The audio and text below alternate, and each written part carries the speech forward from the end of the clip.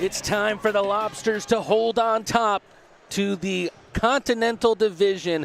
Can the Crustaceans close out their home slate in style before the playoffs, or will the Sentinels play spoiler and lasso in 3 points on the road?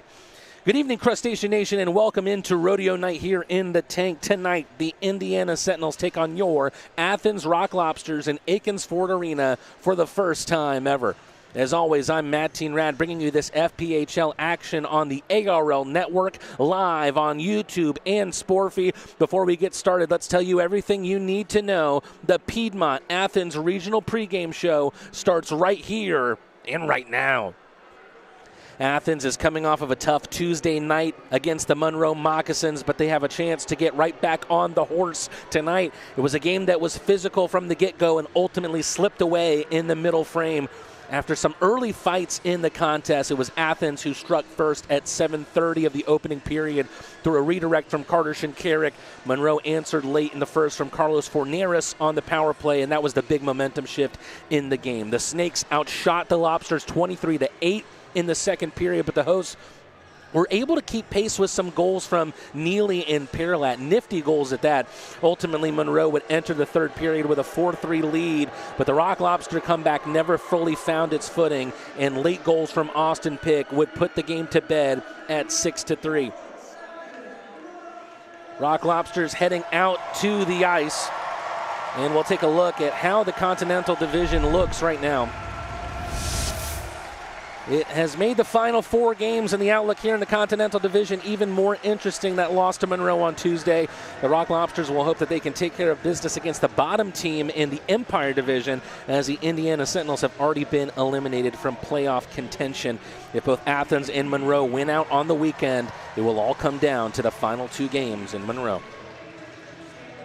Some more personnel movement necessary to accommodate the ins and outs. Let's take a look with our Akins Ford engine starters. You can already see Captain Fantastic among the starters, but he is back at the blue line. Gus Ford will go from the wing back to center, a place he's very familiar with from the Twin City days. He'll center Lowell and Neely with Colatarsi, and defense with Shinkarik. They'll be in front of Matt Sales in the net.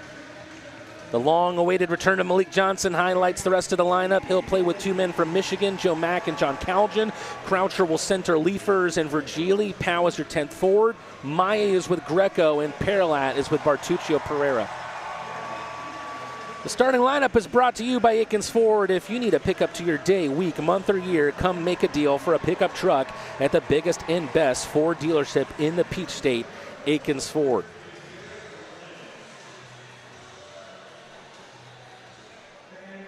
We'll send it down to the ice for the pre-puck drop ceremony. Stay tuned with us here in a second. We've got puck drop between the Rock Lobsters and the Indiana Sentinels.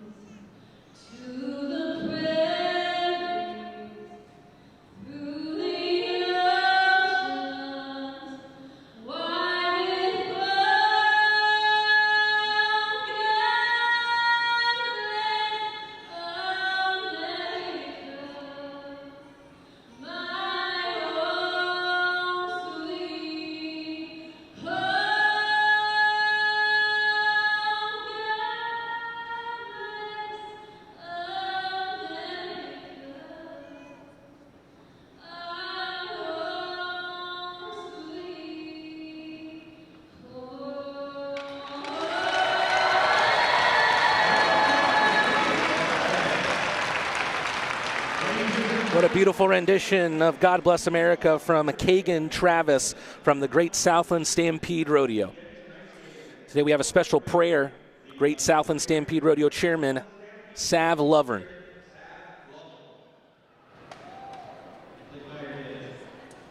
Dear Lord, as we gather here to watch this turn out lives, we take a moment to realize what your Son did for us on the cross 2,000 years ago today. We thank you, because without your Son's sacrifice, we never accept eternal salvation. God, we ask that you bless these players with focus, discipline, and safety. Be with us tonight during this matchup. I ask that you watch over this and these committed fans as they travel on wherever they may be. In Jesus' name we pray. Amen.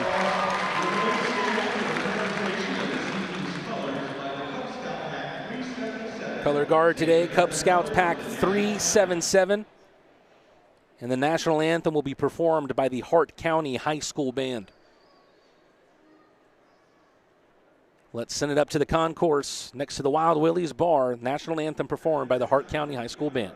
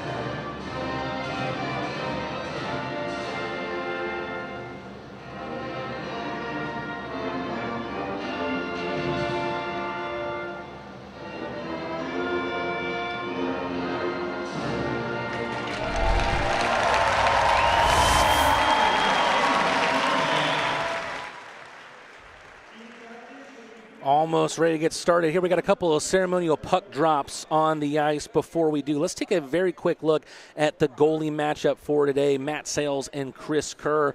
Chris Kerr has kind of been the number one for the Indiana Sentinels as of late. Has a pretty good save percentage at 90.8%.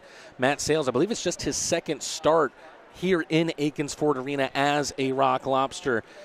A chance for him to get back into the crease after McPhail has been quite a busy man as of late.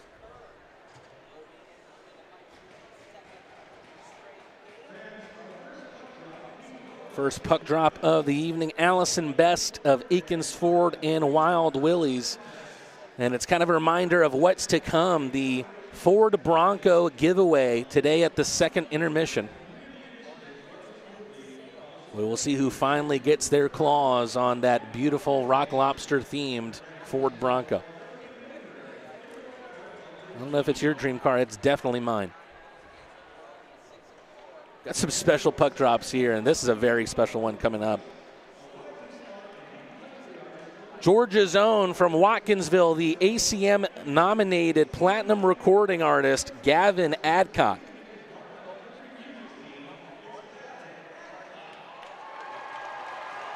One of the very best that country music has to offer, joining us here, aptly so, for Rodeo Night.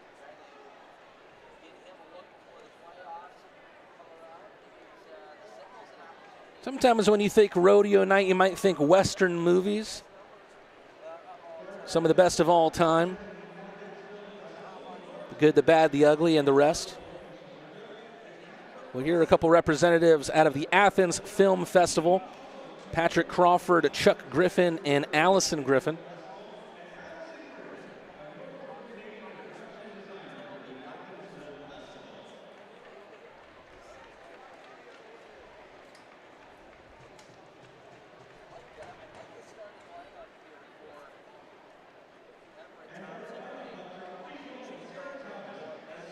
And now here is Sarah Thomas, a senior at the University of Georgia and the president of the UGA Block and Bridle.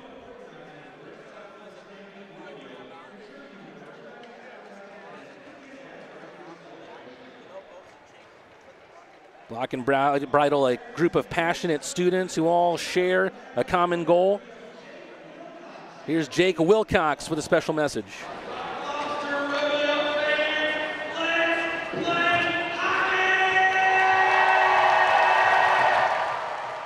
I have a feeling that if I was a part of the rodeo, that might likely be my job. We talk about that during the Coach's Corner. That man has a lot on his mind, no doubt. Gus Ford sitting on 199 FPHL goals. He got to that tally after a hat trick last Friday against his former team, the Twin City Thunderbirds. Will he have a chance to tickle 200 tonight? We'll see. 20 minutes on the clock here for the start of the first period. Gus Ford back at center, and the Athens Rock Lobsters come away with the faceoffs. Eric Neely scored the first goal on the season against Indiana in Columbus. Will he get us started here? Ford poked away from him by Ponovinov. A lot of turnover for this Indiana Sentinels team. If you take a look at the rosters from the last time these two teams met, there are only 3 players currently on the roster, this Indiana roster, that were there in the last game. Jonas Lease, Romeo Terrain, and former Lobster himself, Bodan Zinchenko. That puck gets past Shinkarik, snapped at right in front of the goal line. Matt Sales makes the initial stop. Athens able to poke it out of the zone. First good opportunity of the game comes for the Sentinels. Eli Leifers from the outside hash marks. Maye with a pop right into the midsection of the netminder of the day for Indiana, Chris Kerr. Chris Kerr signed in Blue Ridge earlier in the season, didn't play there. A D3 product out of Northland and the University of Dubuque. Take a look at this new look line for the Rock Lobsters. Luke Croucher centering Philip Virgili and Eli Leifers. And those are 3 guys in this forward line that can all take faceoffs here. Croucher will take one and win it in the offensive zone. Greco into the corner, bounces off a hit from Philip Tomacek. Virgili takes a spill. Leifers on the wraparound, trying to kick in at it. Trying to kick it rather toward the end boards rather than in the net. If it went in past Kerr, it probably would not have counted. Here's Donovan Powell making his pro debut today. Leifers here with time and space. Virgili swats it to Croucher. Shot from distance, knuckles over the bar, and trickles into the far side corner. Virgili stops it at the wall, taken away from him by Philip Tomacek. Richard Colarusso asks for it, sends it right back to the left for Zachary Ross. Padded away by Matt Sales. Greco trying to rim it up the wall, freeing up space with his big body as the wrecking ball so often does. 5 shots on net already in this game. 3 for the Lobsters, 2 for the Sentinels, according to our score strip. It's the first touch of the puck for Malik Johnson, back with the Lobsters today. Calgin to Mack. Eased back around by the big Mac. Malik Johnson, parents in the building today. Bounces one up the wall, fake slapper, Bartuccio Pereira, Paralat with one, a redirect by Mack, back on the stick of Malik Johnson, stepped up by Paralat, loves to make that move at the wall, gets to the net, in and out of the glove of Kerr, who then sticks it away into the far side corner. Lofted and lifted, not all the way down, but to the circle. Johnson here with a shot from distance and a glove save for Kerr.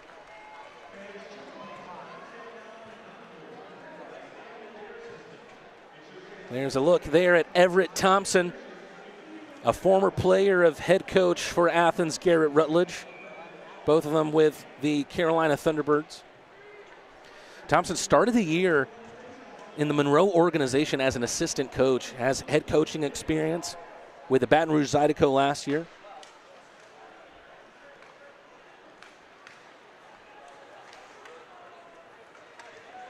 There's been some interesting face-offs already that have just taken some seconds to settle into possession for one team or the other. Dr. 93 Ace, Rock Lobsters fan out of Long Island, New York. Thank you so much for tuning in for Rodeo night here at Akins Ford Arena. We'll let out a big yee-haw here if we have a goal, especially if it's that man right at the center of your screen. Ford got the initial contact, but gives it up to Bodan Zinchenko. Former Lobster back in the building. Here he is, wheeling away in the right circle. It's a great pass. Shot comes. Matt Sales with a save. Back in behind. Put back into the recycling bin by Kristers Bormanis. Zenchenko digs it deeper into the zone. Ford, so good in those tight spots.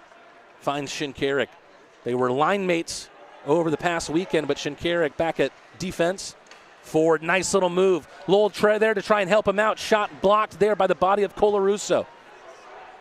Colarusso, a smaller frame defenseman at 5'9", but got in front of that shot from Ford.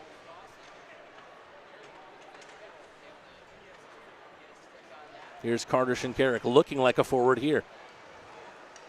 Just lost a handle, and time will stop with 16:21 left in the first period. Chris Kerr out of St. Albert, Alberta. Sentinels coming off of a shootout win in Thief River Falls, Minnesota, one of those preview games for a new franchise coming to the FPHL. Earned the win in the shootout, 27 saves on 29 shots. He stopped all 3 shots in sudden death. Maye Leafers, that comes off his stick. He went and covered his face. It was heading towards his upper body. Leafers with a redirect there, although it was more for protection's sake. Croucher with a beautiful move there. Puck finds Michael Greco. Virgili takes it in behind. That's where Athens has found most of its safety in the offensive zone here in the first 4 minutes plus. Look at Croucher get away once again, trying to center it for the big Leaf who was in the slot. Another redirect there. Virgili takes it wide. Athens finding more of its offensive groove here. Look at Maye, the way he gets that train rolling down the tracks, cross crease, missing the far post. Leafers frees it back up. Virgili sends it deeper in. Maye bumping around, namely with Zachary Ross in the offensive ice. Here's Kyle Powell with a shift right into the glove of Chris Kerr. And then just getting to the net front and daring anybody to do anything about it.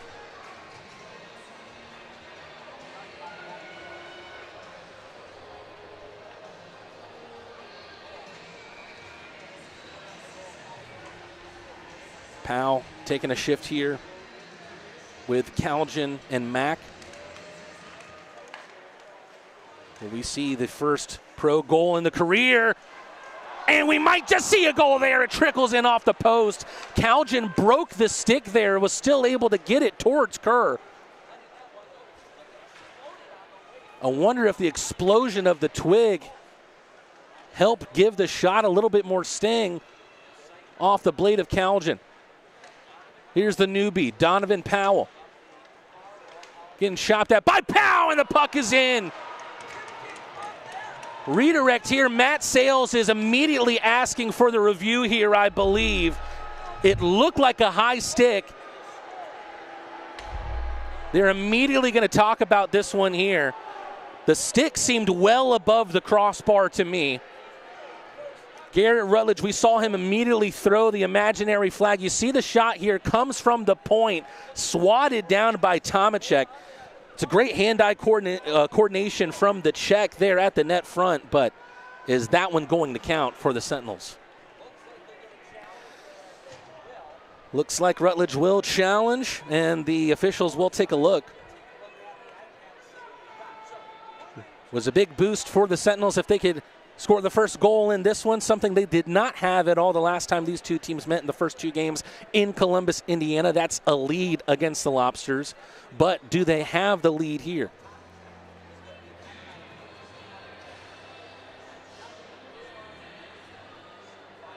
You saw the same view we did, and of course, there's been some contentious reviews as of late for the Lobsters, namely in that overtime win against the Monroe Moccasins on Sunday.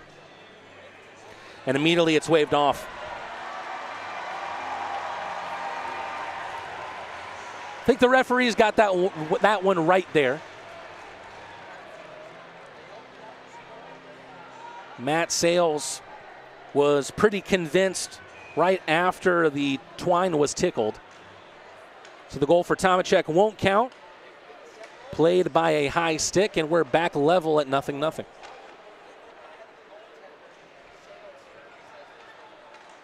Gritty play at the wall. Look at Neely gather speed. Can he immediately get the lead for the Lobsters after they thought they were 1-0 down? Seeing Neely find that extra gear as soon as he enters the zone is so entertaining to watch. Kolatarsi chasing it down in the corner. Corey Cunningham, though, a very speedy skater. Slapper takes an awkward trajectory off the stick of Panavinov. Bodan Zinchenko. He would love to get one against his former team. Feels like there's been a lot of that for the Lobsters lately as well. Tumble in the zone. Lowell able to pop that pressure. Neely using Shinkarik as a tool to get the puck in. Croucher continues to find his speed, but we go to the commercial timeout after the offsides against Athens. The Sentinels thought they had their first lead against Athens this season through Filip Tomacek. However, it was reviewed. No goal due to high stick. It is still Indiana nothing, Athens nothing.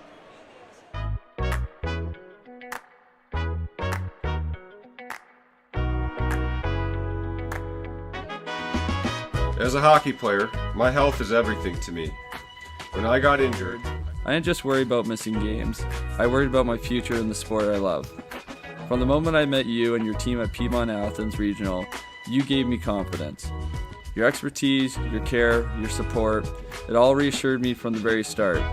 Because of you, I've been able to recover, rebuild, and get back to playing the sport I love. Can't thank you enough for what you've done for me and my future. Your help means the world to me, and I'll always be grateful for your part in keeping my dream alive. Thanks to Dr. Graff and Piedmont Athens Regional, I get to keep playing the game I love.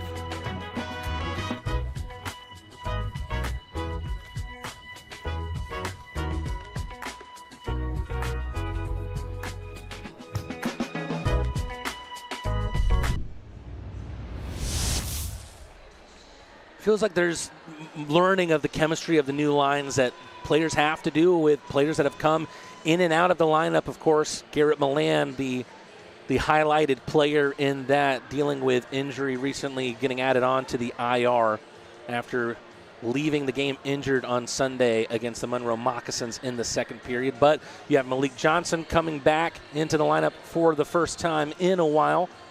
Missed the last couple of weeks due to a concussion.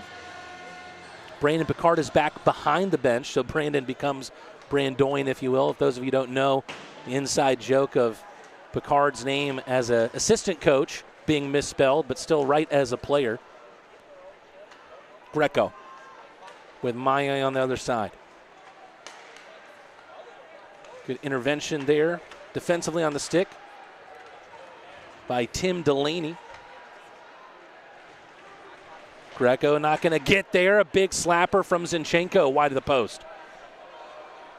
Took it all the way back 200 feet. Richard Colarusso to the left for Panavinov. Matt Sales wants the icing. He'll get it. Exactly 7 minutes gone in the first period. Make that 7 minutes and 1 second. Athens with an 8-3 shot on goal advantage in the early going of this one, but Filip Tomacek did have it in the back of the net past Matt Sales. Was called off for a high stick.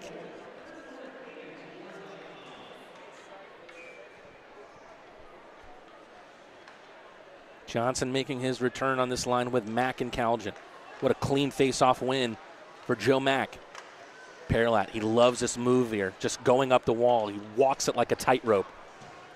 Through Calgin, Bartuccio Pereira with a touch pass. Joe Mack with a blast. Good glove save there. Chris Kerr flashes the leather. Chris Kerr, 27-year-old Canadian, is also joined in this goaltending contingency by Cooper Olsen, who had a chance, although in a losing effort, to play in his native Minnesota. Lot of traveling for this Sentinel team lately. Mack one-times it. Blocked by the stick there of Noah Hippolyte-Smith. Nice little step up here from Panavinov. Getting from the blue line. Skips one like a stone wide. Been told today that it was Noah Hippolyte Smith, not Hippolyte. And that's something that his aunt gets quite frustrated about. Bartuccio Pereira loses the handle of the puck. Caljan with a hit. Welcome to the show, Donovan Powell.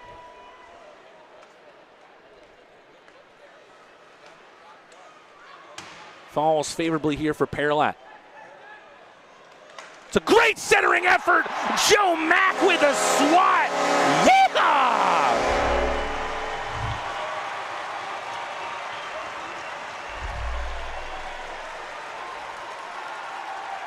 Joe Mack, perfect placement there to get to the pass from Dustin Perlat. Let's take another look here, courtesy of Classic City Orthodontics.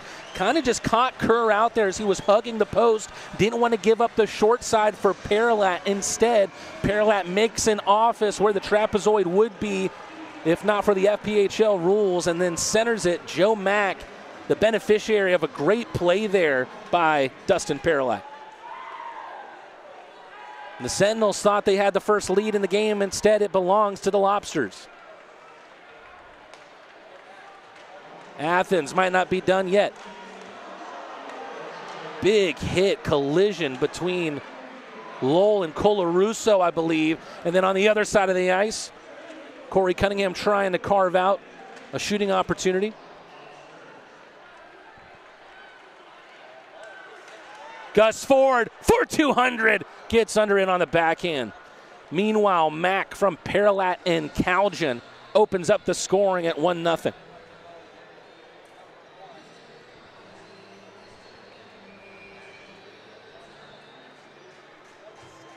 I hope Lowellville Rail fan enjoyed the yeehaw on the goal call.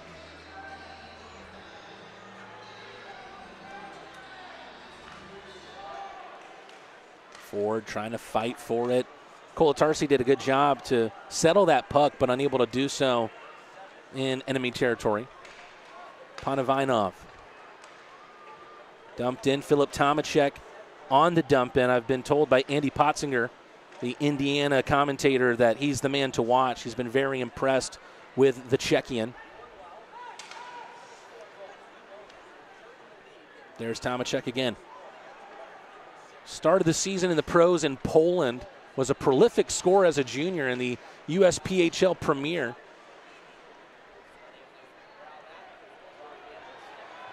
Here come the Lobsters. Shot from distance, Shinkarik right before he went off. Still a pad save necessary, rather a blocker save necessary by Chris Kerr. A little bit of coast to coast there for Panavinov. Shot in the high slot. Panavinov brushing off Greco. Easier said than done. Here's Greco again. Tight angle snipe from Bodan Zinchenko. Philip Virgili snaps a twig as he was caught between a Bermuda Triangle. He's got a fresh piece of lumber. Cole Willett shot. Right now there's been more shots from distance from the Sentinels. Matt Sales stops one with a toenail. Romeo Terrain with the shot there. And how about this? He scored in the very first game of the season, October 11th against the Scarecrows. But he's looking for his first goal since then.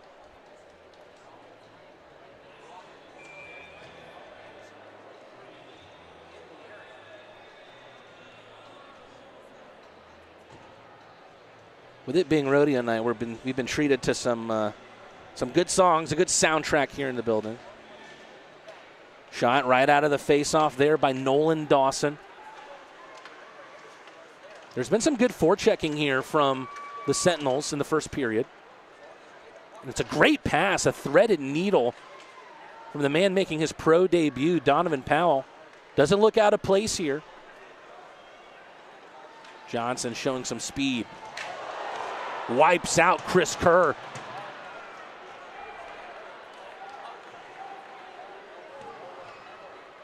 No penalty on the play. We play on. Bartuccio Pereira. On the U-turn, Joe Mack, the goal scorer in this game. Here's Corey Cunningham. We talked about the speed of his skating, but Matt Sales able to get to it. Corey Cunningham, his third team of the season, Monroe, Twin City, and now Indiana. Fans enjoying themselves here. The rodeo night, Joe Mack wrangles himself a goal. It's Indiana 0, Athens 1. Rock Lobster fans, this is Brad Akins. Akins Ford has led the way for years and keeps on growing. From offering the Southeast's largest inventory to being #1 in the nation in Ford truck sales, we're here to serve you.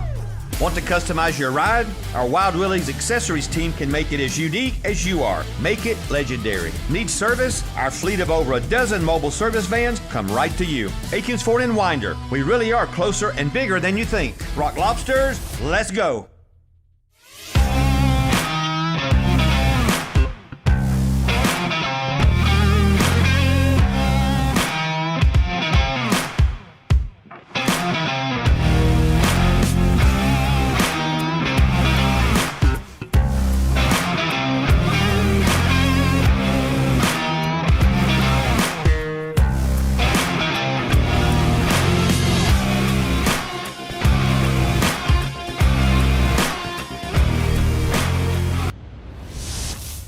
Joe Mack's 23rd of the year is the separator. That ties him with Carter Shinkarik and with the players that Athens has available to them right now. You have 2 that are on 23, Mack, Neely, and Shinkarik. Then Gus Ford with 37, of course. Athens without Glukarioff, Van Durkin, and Garrett Milan. And as you might have heard during our Coach's Corner segment that went live earlier today, unfortunately wasn't as 1-2-3 as we would hope. The visa issues with Van Durkin and Glukarioff. Still hope that they might come back in the fight for playoffs, but visa things so tricky. Here's Lowell. Neely, so silky to Shinkarik. Just kind of drew Kerr more and more out of the crease. Tomacek believed he opened up the scoring. Called off for a high stick. Good poke check from Jesse Lowell, who was there in a defensive position. Neely gets wiped out, and Athens is going to go to a power play.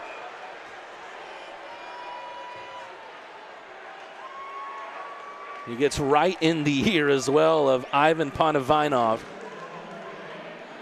who will sit 2 minutes for tripping. Penalty kill for the Sentinels, not too bad. 79.3% clip. That ranks them 8th in the FPHL. Meanwhile, the power play has really struggled for the Sentinels this year. Just 12.7%. That's the second worst rate. Eric Neely coming out on the ice for this power play, despite the amount of snow, as you can see at the top of your screen, that's collected on his uniform. Ponovinov, 2 minutes for tripping. And Athens on the quadruple P, the Paloma Park power play. And if Athens scores here, they'll earn fans free churros for 24 hours through the Fan Saves app. But an early clearance for the Sentinels. Athens have to get back rolling down the hill here. Joe Mack scanning. He had a power play goal. It was his last goal before tonight's in the Sunday game against the Monroe Moccasins. Here's Mack again. Sends it on a trip. Romeo Terrain thinking that the puck was there to be won after pinning Shinkarik. Here's Shinkarik again. Works it down low for Neely. On the one-time, Mack with a snipe that doesn't go. He'll get back in the zone, readjust the scope. Here he is again. No, it's cut out by Terrain. Great play there, making the read on the pass from Philip Virgili. Already a minute killed off of this penalty by the Sentinels. Leafers couldn't get it back onto the backhand.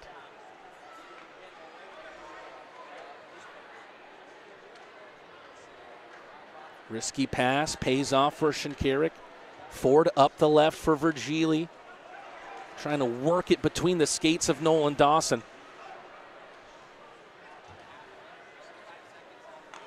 Luke Croucher now on the ice. Good penalty kill thus far. Is there one last rush here for Athens to make something happen? Croucher works his way to the slot. Good effort, but a great save from Kerr. Leafers and Calgin picking on Hippolyte Smith here, who's lost his helmet. But still, he's helped out by Peavy to send it down, and that's going to kill the penalty for Ponovinov.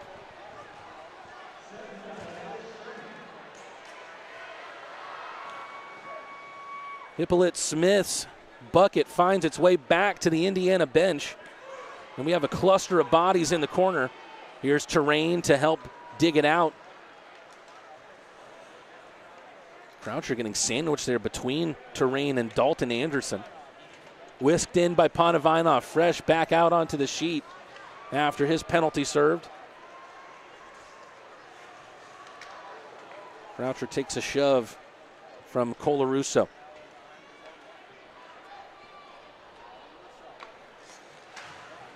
Mack wins it back at the wall. Johnson, a good idea, just doesn't come off. It was overskated by Michael Greco. Zinchenko with a giveaway of possession. Johnson thought he saw the cut up the ice from Maye.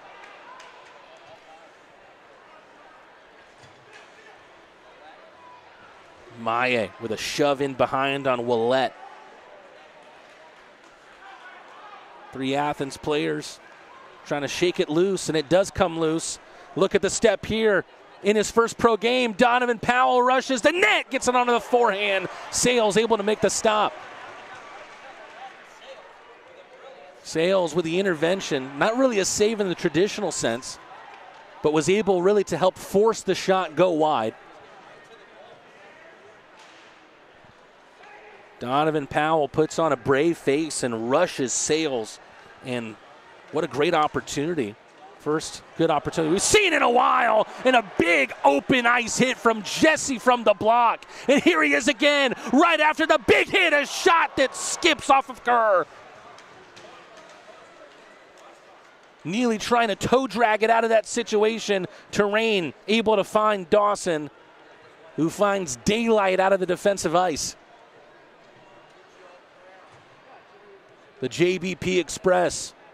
The train is leaving right here and now with 4:15 to go. Pass gets under the blade of Eric Neely's stick, but once again the icing is saved by the horn. We go back to the commercial break. Joe Mack's goal, his 23rd of the year, is still the difference maker in this one. It's Indiana 0, Athens 1.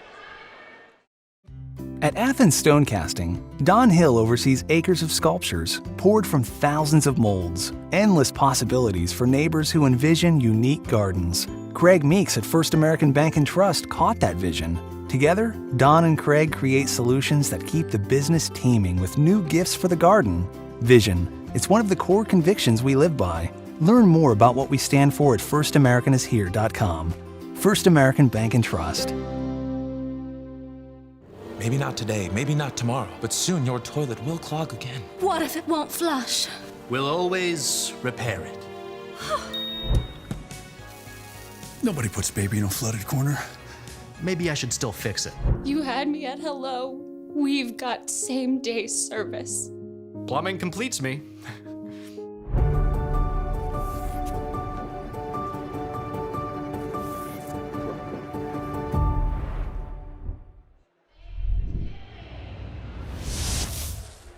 Rock Lobsters with a 1-0 lead thanks to Joe Mack.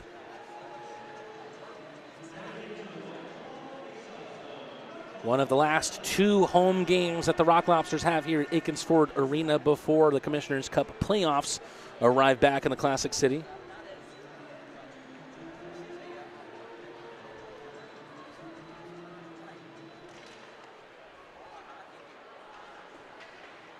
Lowell trying to chop it into the middle ice. Sentinels back in here towards Matt Sales. Bouncing puck. Almost shot on there by Esposito. And now here's a little break.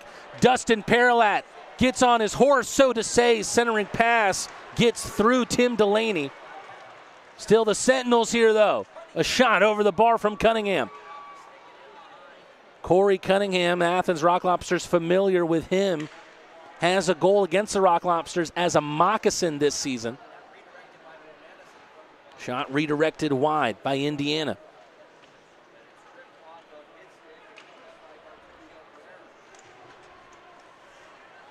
Lowell. Off the wall in front of the penalty box. Scooches one down low. Ponovinov trying to find a way out. Chased down by Croucher. Leafers trying to search for Virgili, who was crashing the low slot.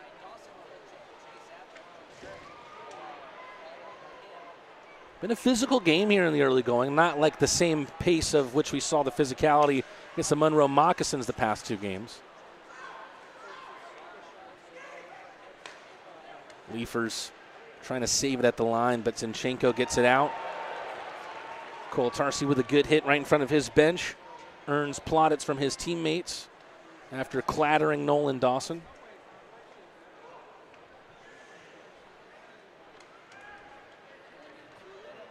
Luke Croucher continues to add speed to his skating.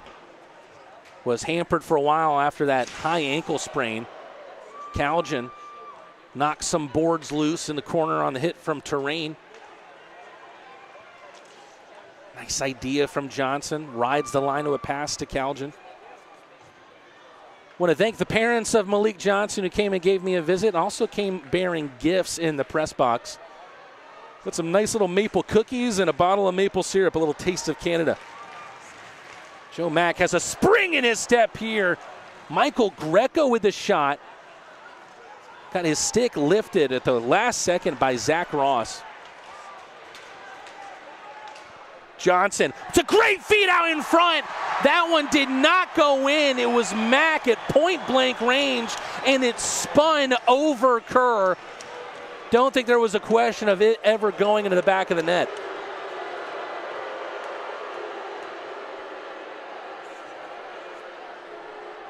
Let's take another look, though, courtesy of Classic City Orthodontics. Look at the pass here from Johnson, just instinctive.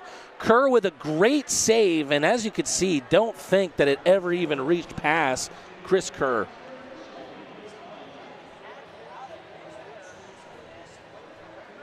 As always, want to thank all of you watching on the YouTube side, and if you haven't already, make sure you subscribe to play a part in our world-famous chat. Like the stream and ring the bell to stay notified of all future Rock Lobster content. That includes Coach's Corners, Lobster Tail player interviews, highlight reels, and more.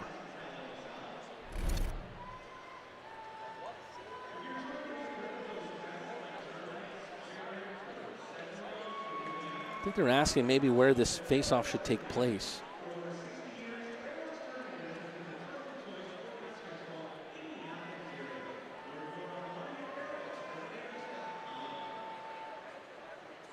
I think Rutledge has challenged it once again.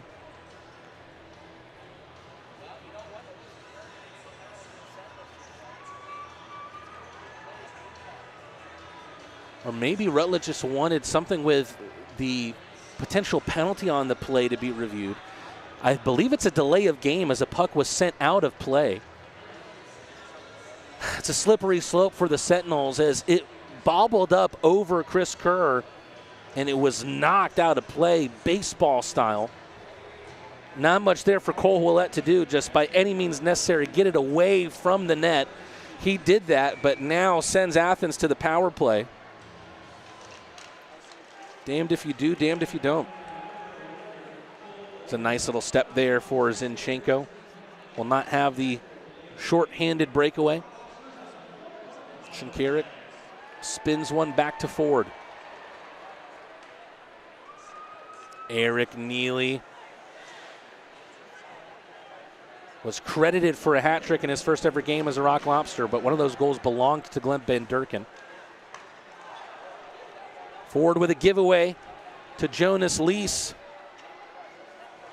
The shot from the wall, easy enough for Sales. Didn't really have the opportunity to put it back into play, and so we'll have the face-off with a little less than 47 seconds to go.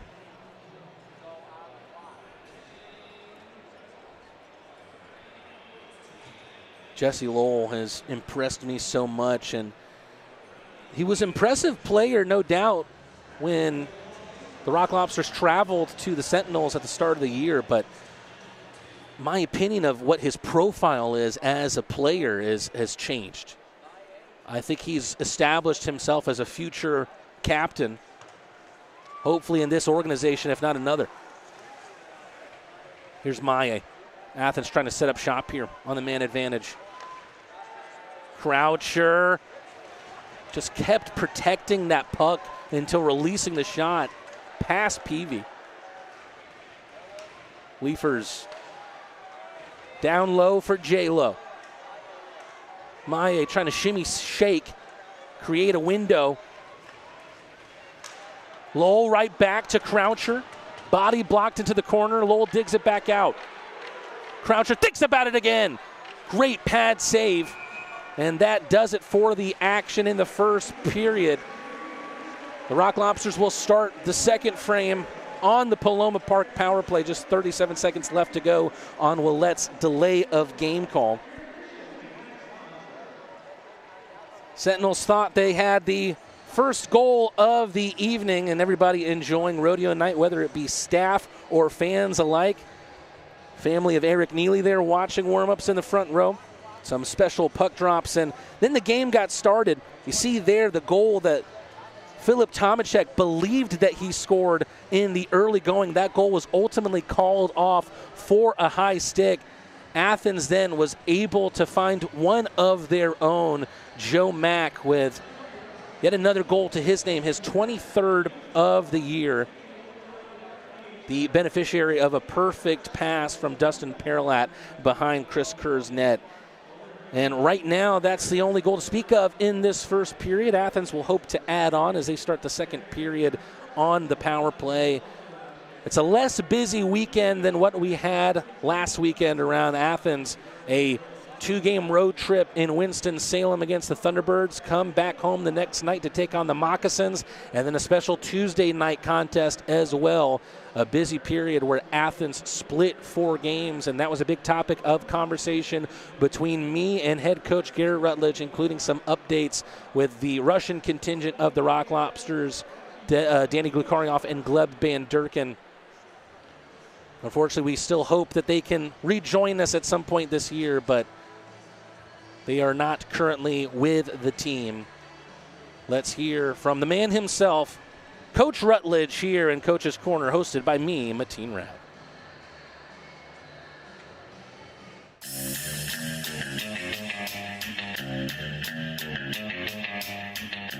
Hey there, Crustacean Nation. Welcome back to Coach's Corner on the ARL Network. It's your inside look to everything happening on and off the ice for the Rock Lobsters. And as always, I'm your host, Mateen Rad, and I'm joined by Athens head coach Garrett Rutledge.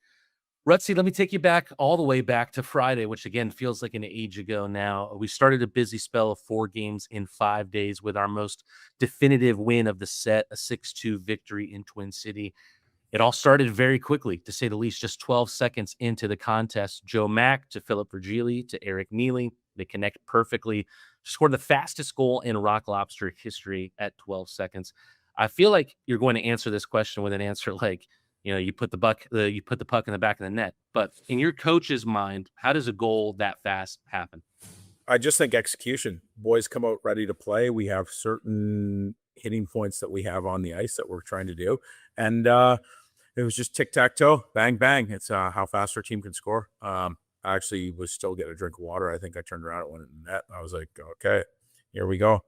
So then they scored shortly after. Once they come off again, I was like, really? You didn't score again? Like, what's going on? Even the next night, I was like, really? We didn't score in the first 12 seconds? What are we doing here, guys?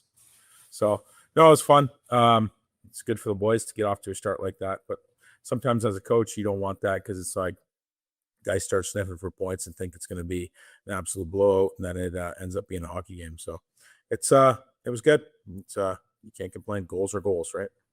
You're right. And you're also right in that it initially looked like it was going to be an easy night from start to finish. But after we had 2 in the first 2 minutes, the Thunderbirds were right there for a while. 2 goals for the Birds sandwiched, a scoreless second period. But for as hard as Twin City worked to tie that game up early in the third, that momentum vanished in an instant, and Athens scored 11 seconds after the goal to make it 2-2.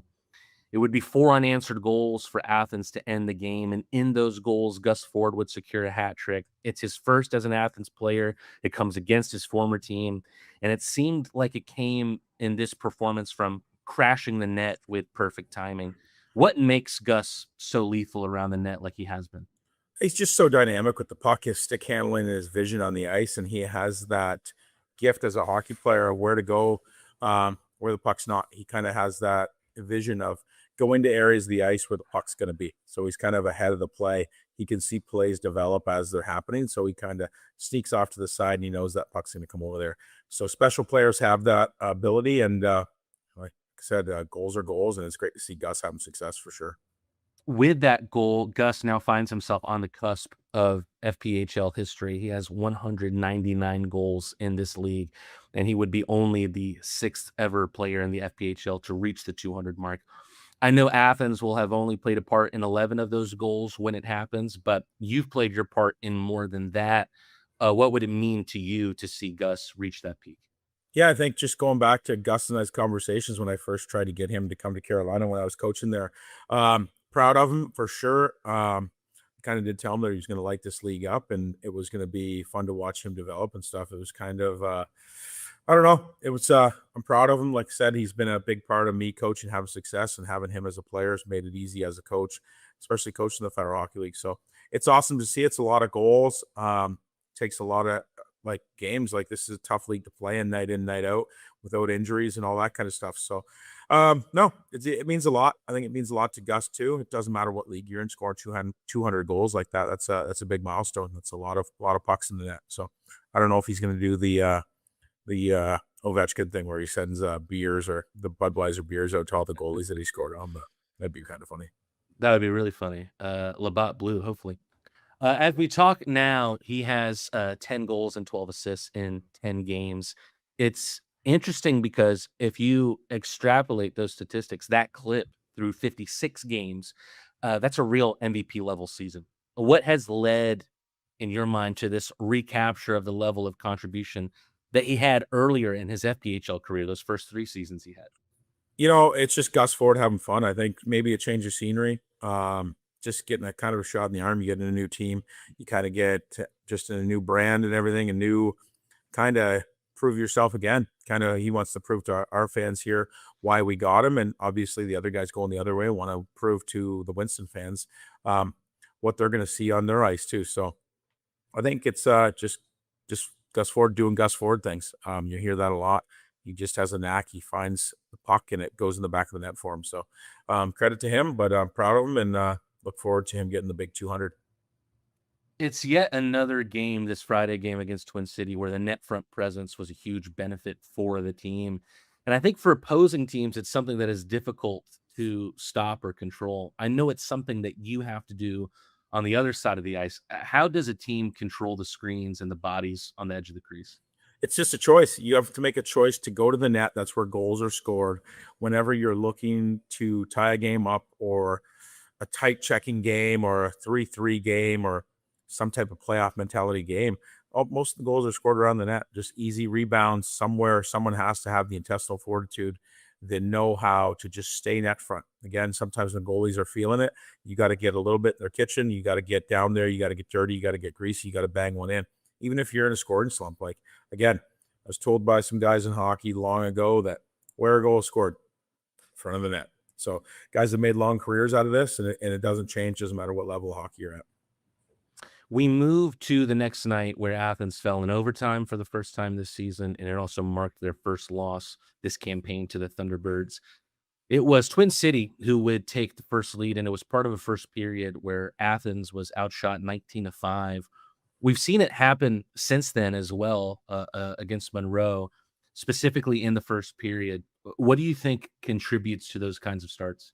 Well, I think it's a bunch of guys that are running the shot clock that have a happy finger, to be honest with you. So I'm not all that happy with it. It's been addressed and stuff. So I don't know. I didn't think that many shots got put on net, if I'm being honest. So credit to some of these people, like they're running points and stuff. They're running the clock and kind of trying to keep up on that thing. But it does make our save percentage for our goalies go up. That's for sure. So, but at the end of the day, when you get teams firing pucks from all over the place, from over the red line, the corners, low, high, strong side, it's hard to defend teams that are just shooting pucks on net like at will. So we're not an overly heavy shot focus. We're more of we want to make a play and get the right shot and then dunk it in your net. So different styles for different coaches, different styles for different teams. Sometimes it's not a bad thing to throw it to the net because you never know. So, but no, it's I could care less, to be honest with you. Winning's winning. At the end of the day, you know what I mean? We have good goalies in there. We have good players. I'm not all that worried about it, to be honest with you. Well, to go on the other side of the spectrum, when you take a look at the third period this season, Athens has been one of, if not the best third period team in the league all campaign long. What does that come down to? Is that fitness and conditioning, or is that more maybe mentality to not have the team beat itself, if that makes sense, before the game is over? No, I think it comes down to our condition and our hockey players and how good we are and how dialed in our guys are. We just keep coming at you for 60 minutes here, whether we don't play a good 40 or whatever, and we can turn it up at any time. So little things can wake us up. I think Eli's hit, and then you got Salak going in there, jumping Eli, getting in a fight, which whatever. Eli answers the bell, does whatever. And then all of a sudden the Rock Lobsters are awake, and then bang, bang, bang. It's game over. Thanks for coming out. It's one of those things. I don't know. Any little thing can spark us at any time. So sometimes the old cliche is you got to let the lion sleep a bit. So same thing on the other hand. We've had games where maybe we've started a fight and we've been doing very well in the game. And next thing you know, you wake that team up. So it can go, you can use anything for, could be a big shot block or could be a big save, anything to turn us around here. But as for the third periods, I think it's just our mindset of our team. Sometimes guys might not have our best game, and then all of a sudden they're like, okay. And like, again, the message in the dressing room is like, you just got to go and win 20 minutes here. Just go out, play 20 minutes, see where it's going to end here.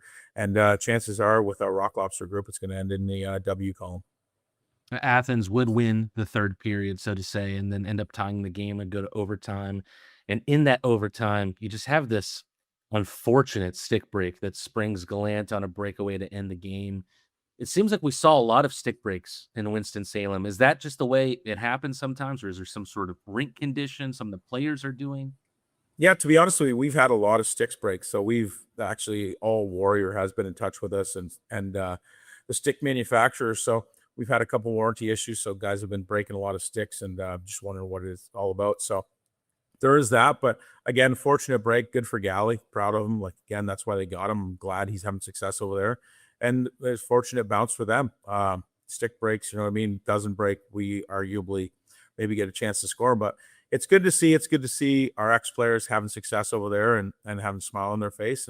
And like I said, is it exactly how I drew it up? No, but no ill will. And I'm proud of the guys on the other side, and I'm proud of our guys too, battling every night. And like I said, we've still got a point out of that. It was a massive point for us for sure.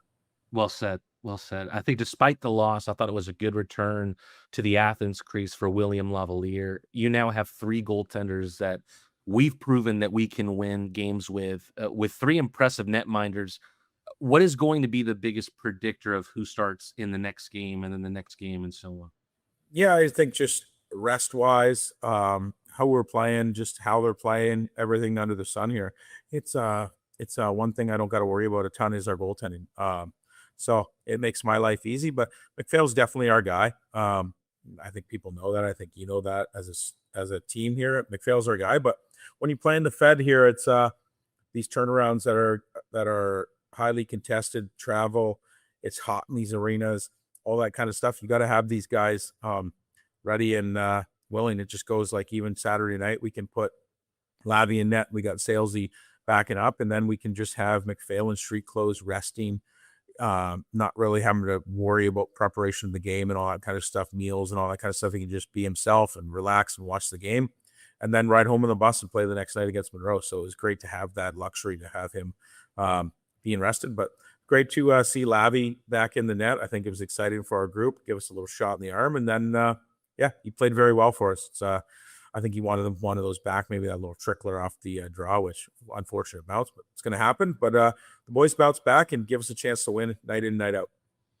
We now look at that next night against Monroe. Every game left against the Snakes is important with the top seed in the Continental Division in our sights. There'd be two main storylines in this game. And first, I'd like to talk about Garrett Milan. He's been obviously amazing all season long, but it felt like he was back at an MVP level in March, just the very top of his game.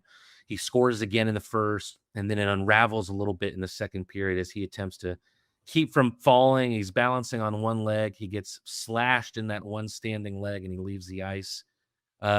Just any update on Millsy, any conversations you've had with him, anything like that?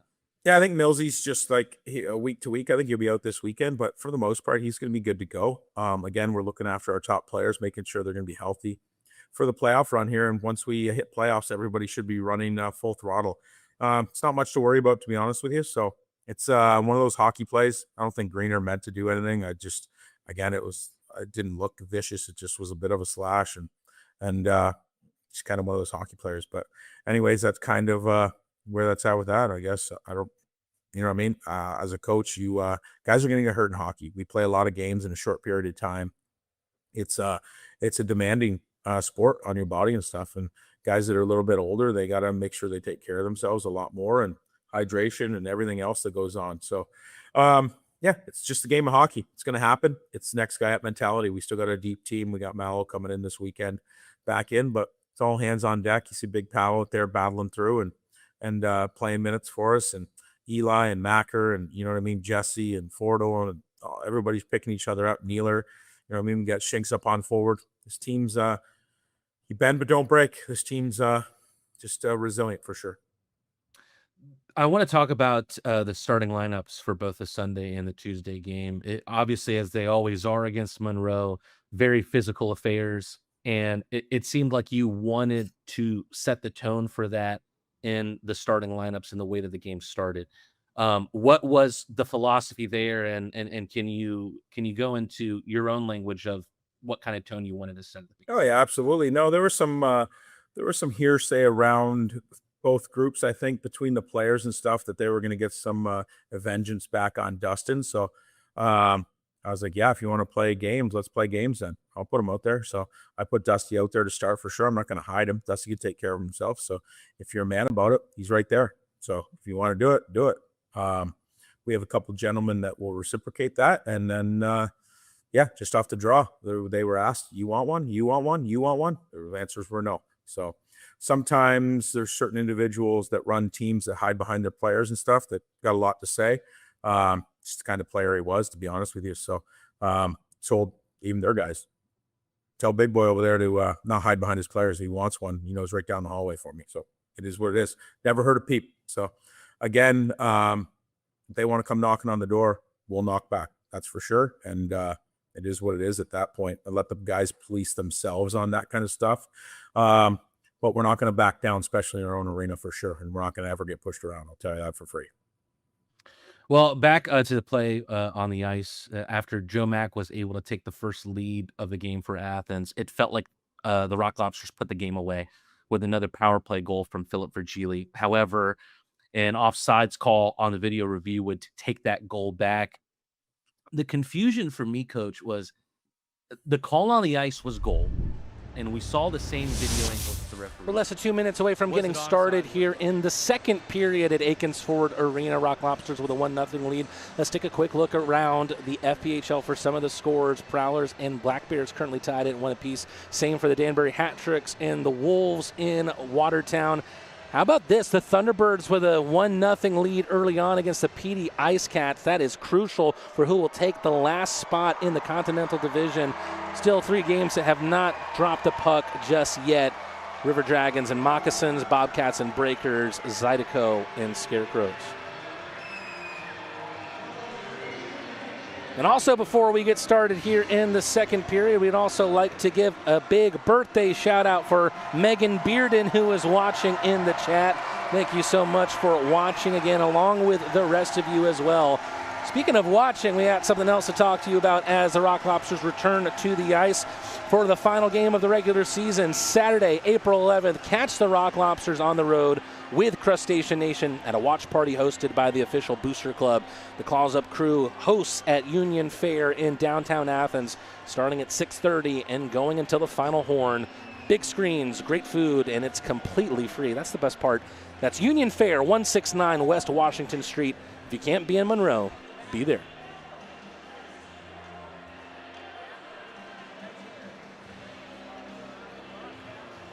Eric Neely with A quick exchange there with Matt Sales. Be nice if Athens can get cooking early here in the second period, get another goal. Feels like we've seen a lot of one-goal contests lately for the Rock Lobsters where things are just a little too close for comfort. Cole Willett in the box for delay of game, and hard done by there, but that's the letter of the law. That shot by Joe Mack that kind of floated over Chris Kerr and then was knocked into another stratosphere by Willett. And Athens here on the power play. Offside, just 10 seconds in.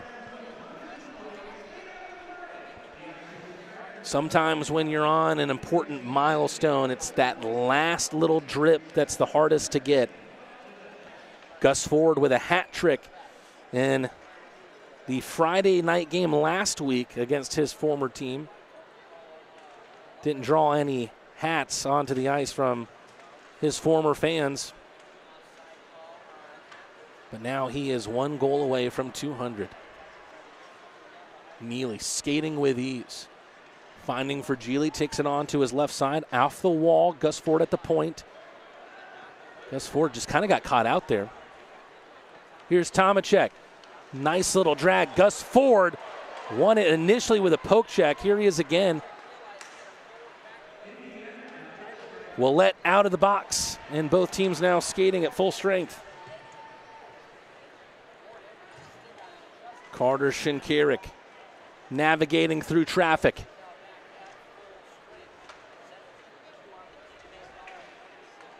GPS a little bit off there, was looking for Powell at the point.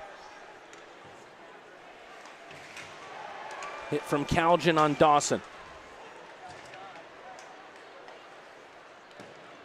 It's been a physical game in the gritty zones, in behind the net and in the corners. Colarusso whips a pass. Awkward off the side netting, and Powell had Cunningham beat at the dot, but wondering why he didn't get the call.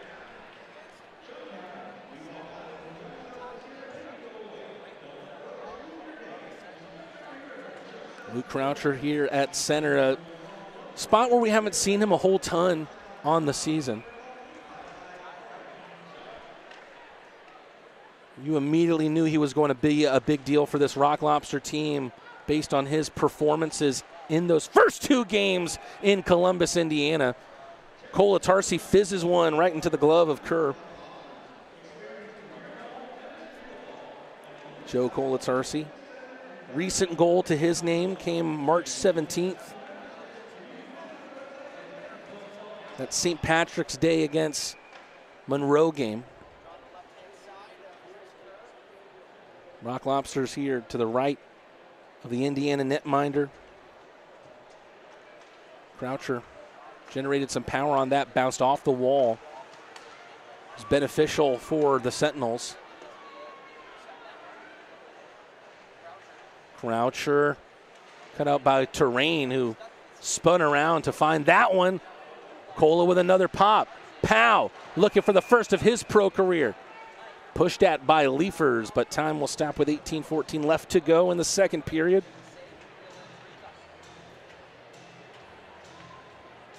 Athens almost got caught out right after that power play, but ever since it ended, a few shots logged against Kerr. You now lead in shots 16-9. This line of Virgili, Leafers, and Croucher staying on the ice. Defensive zone faceoffs have been good for Indiana in this game. Luke Croucher with the recovery speed, but still an opportunity. The rookie lets it go, then got the pass back. Donovan Powell, who impressed me in the first period. Didn't look like the moment was too big at all for Powell in his first pro game.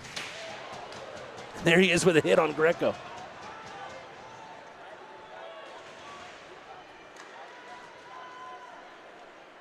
Blake Peavy with Maye skating with him side to side.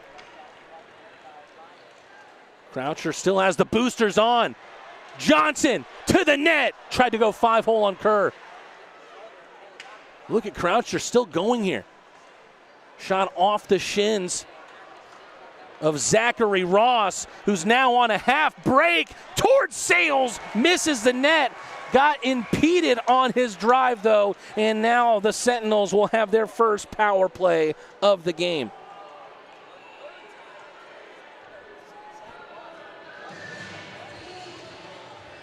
Athens, of course you can never be too careful when you're on the shorthand, and Michael Greco will sit for 2 minutes. Looks like hooking is the call against the Grecking ball. This Indiana Sentinel team has struggled with its power play this season. You see 12.6%. That's the second lowest clip in the FPHL this season.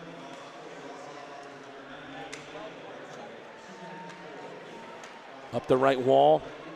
Zinchenko stutter step, overskated by Esposito, who found himself prone on the sheet.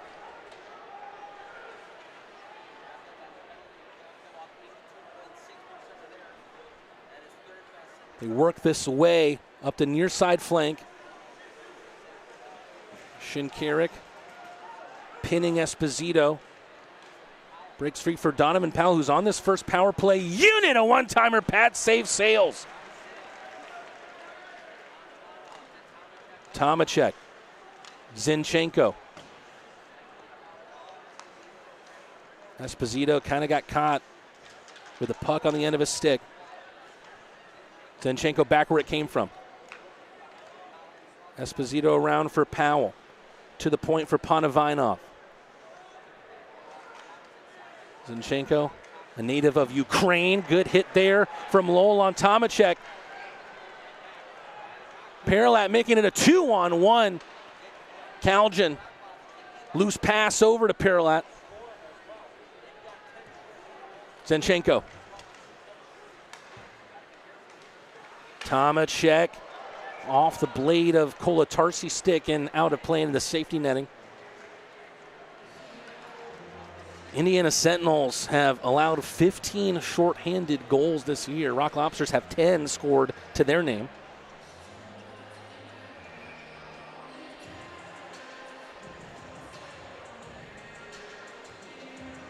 Feels like we're still seeing the seats fill up here at Akins Ford Arena.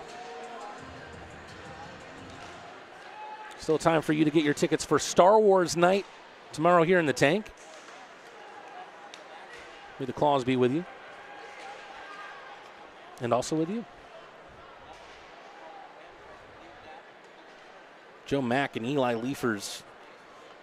Big forward group here for this penalty kill. Just 15 seconds left on Greco's penalty.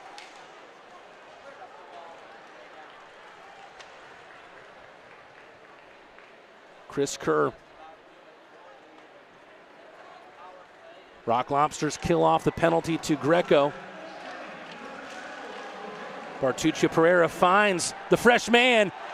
Here's the big leaf on a big break. And now a little bit of deja vu, but this time in the other direction. Mack with a redirect on Kolatarsi's shot. And mere minutes after we saw the exact same penalty against Michael Greco for an Indiana Sentinels break, Eli Leifers gets stopped. Indiana Sentinels with an infraction, and the Rock Lobsters head to the Paloma Park power play after this commercial break. Since we opened in 1968, we've taken pride in our professional staff. Unparalleled customer service is our legacy. Experience the best, skilled hands and friendly faces. At Stanfield Air Systems, satisfaction is not just a guarantee, it's our tradition. Schedule online at stanfieldair.com.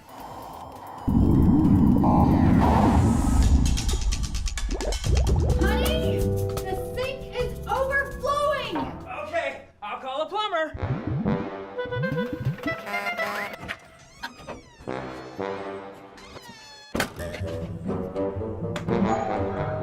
Need a plumber? Need a pro? When you need a plumber, call a pro. Plumber Pro. Pardon me, it was actually a penalty shot.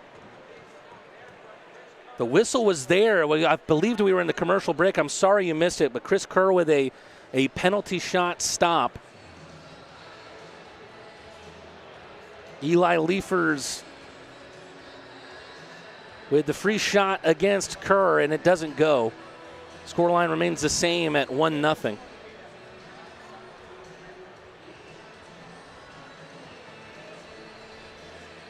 Again, my apologies for that. It's not the first time that it's happened to me here in the press box.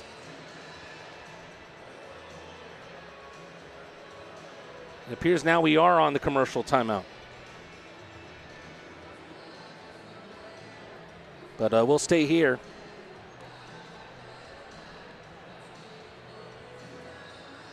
Chris Kerr doing well on a penalty shot once again. The Sentinels coming off of a shootout win in which Kerr stopped all 3 shots that he saw.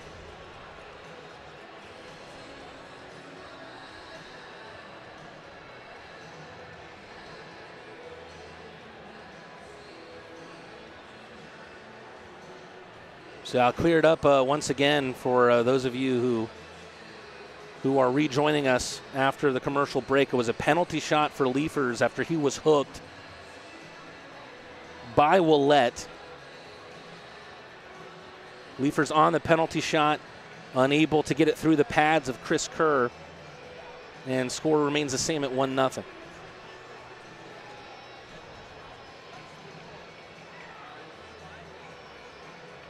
And with that as well, we stay 5-on-5 here.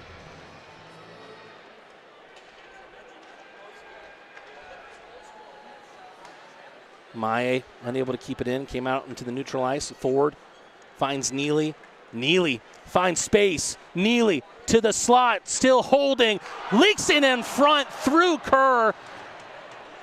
Not the first time in this game that he's been helped out with his defense around him.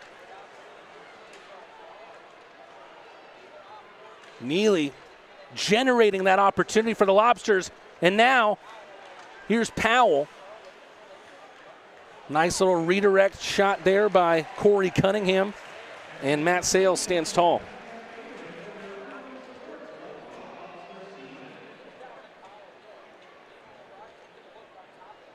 Already more than 5 minutes plus gone in this second period.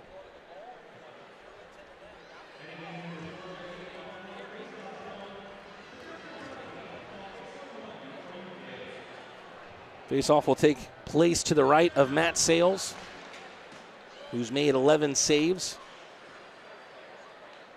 Meanwhile, on the other side of the ice, Chris Kerr keeps getting busier and busier. Mack drops it back to Calgin behind him. Malik Johnson to Kolatarsi. Shinkarik able to handle the quick pass from his D partner, and then his shot is gloved without the rebound from Kerr.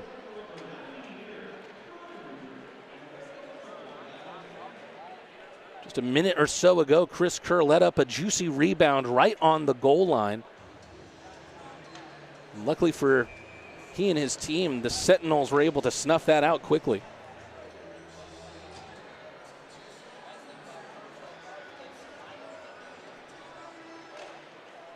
Joe Mack face-off win. In the left offensive zone, Shinkarik fighting off 1 or 2 sticks, centers it, puck loose out in front. Chris Kerr overcommitted to try and save that shot. Good poke check there from Kolatarsi on Bormanis. Christos Bormanis out of Latvia. Zach Ross cross crease to Bormanis. Willette at the point. Slight redirect from Dalton Anderson. Zinchenko in behind. Great centering pass. Joe Kolatarsi wraps up Bormanis, and there's no sting to the shot.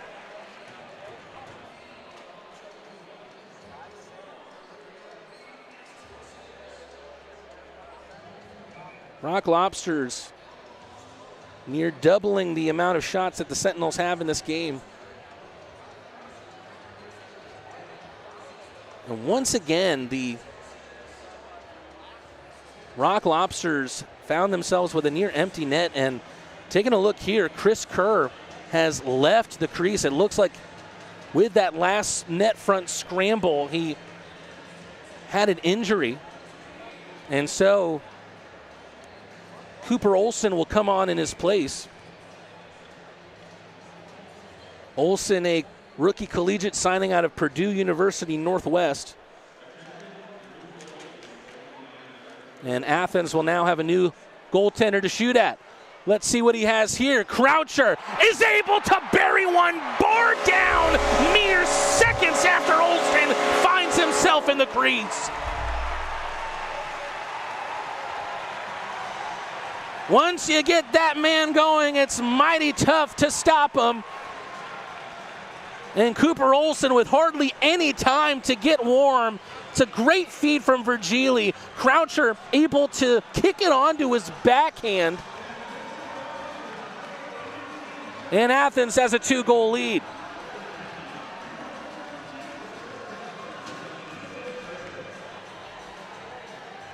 You've got to feel to some extent there for Cooper Olson. He was in the crease for all of maybe 10 seconds. And there he is with a hit on his fellow number 3, Tomacek. Leifers, someone you would love to get going before the playoffs.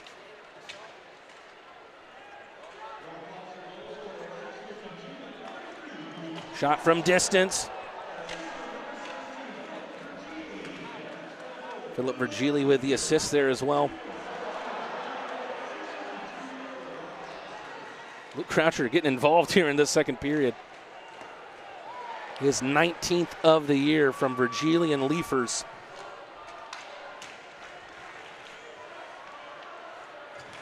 Ford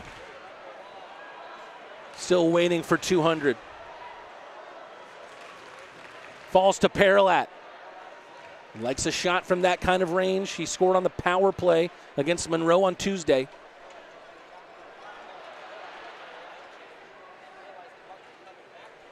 Bartuccio Pereira to Paralat. Two great puck-moving defensemen. Paralat from Ford. Scored at a very similar shooting manner in his goal against the Snakes on Tuesday. Ford for 200. He'll wait a little longer.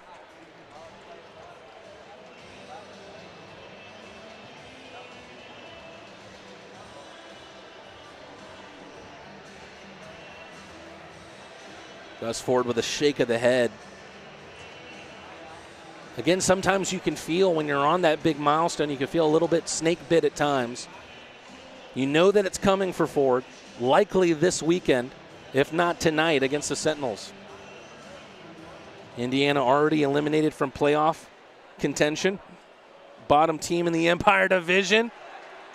Another empty net left by an Indiana goaltender. Rock Lobsters couldn't cast a spell on it, and now here come the Sentinels. Down 2 goals in the contest.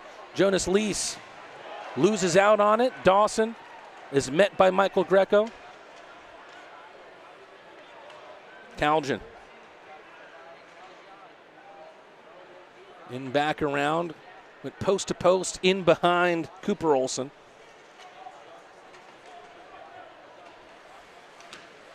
Nine minutes gone here in the second period.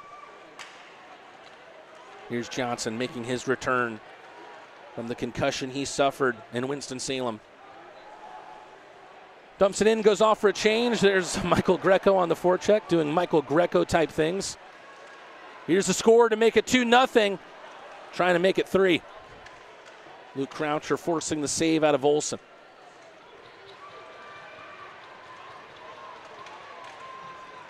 Here's Croucher again. Kyle Powell now at defense. Greco loves that shot with a step off the wall over the bar. Leifers with a half offer. Kind of dummies it over to Philip Virgili. Greco one-times it. Skipped, I believe, off a Sentinel wide. Here's a new man. Donovan Powell. He's in all alone. Greco reaches in. Shoving away from Michael Greco. Don't think he wants that smoke in his first pro game. The big Leaf can't take it around Romeo terrain. And there's Mitchell again, who takes a shove up high from Greco right after the shot release. And how about that? I think the stick from Powell got in between the bucket and the visor there of Michael Greco. I don't think I've ever seen that. Donovan Powell starting to learn and love the FPHL life after a couple of entanglements with Michael Greco. We go back to the commercial timeout. Luke Croucher has us at Indiana 0, Athens 2. When you're the leader, disaster cleanup and restoration, how do you make like it never even happened happen? Fire it up, Randy!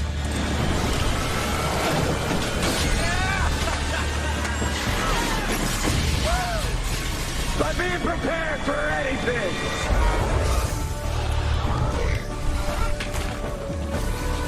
Whatever comes your way, there's a pro for that.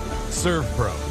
Like it never even happened. Every business owner who's built a business wonders about their company's legacy. What's the path forward after they decide to take a step back? At the heart of every succession plan is a vision that safeguards hard-earned success. This isn't just paperwork. It's your roadmap, guiding a business during a change in ownership and detailing how ownership transitions and key financial decisions unfold. This instills a profound sense of pride, belonging, innovation, and commitment, ensuring a stable future for the company and a rewarding exit for you. Let's forge that path together. Well, the Sentinels are down to one goaltender now. Chris Kerr went back to the locker room after sustaining an injury in a net front scramble. And Cooper Olsen took his place and within seconds was undone by Luke Croucher to make the game 2-0. Thunderbirds with a 1-0 lead after the first period. Former Thunderbird Gus Ford wins the faceoff.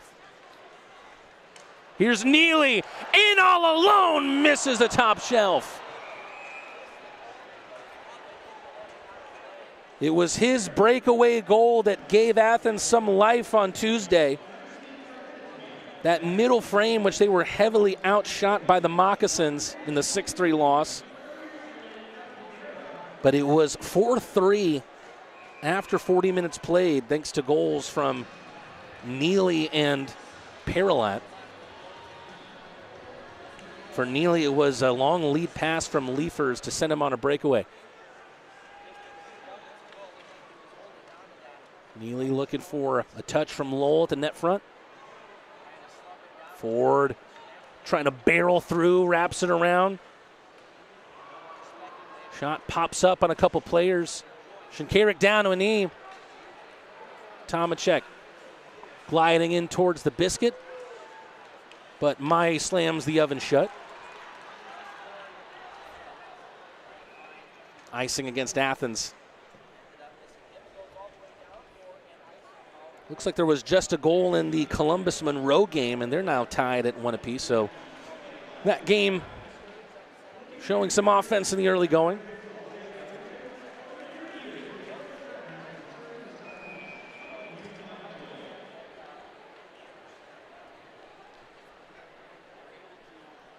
Ford will take the face-off after Athens icing of the puck. They got that cushion goal. They got it from Croucher. Banked off the wall. Ford didn't get tape on it. Nolan Dawson sends a bouncer into the corner. Maya can't get it through the skates of Zinchenko, or rather Corey Cunningham. What a great wraparound goal from the Moccasin turned Thunderbird turned Sentinel.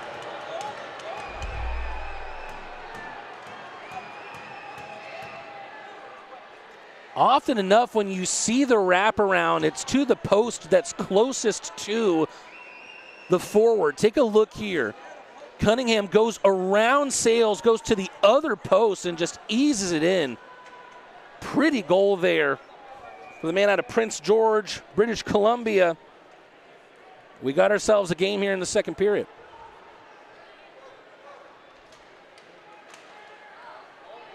Athens will now have to battle to restore their multi-goal lead. Joe Mack centers it. Calgin, pad save by Olsen. Calamity of bodies now in the corner. Cunningham from Dawson. It's Cunningham's 12th of the year.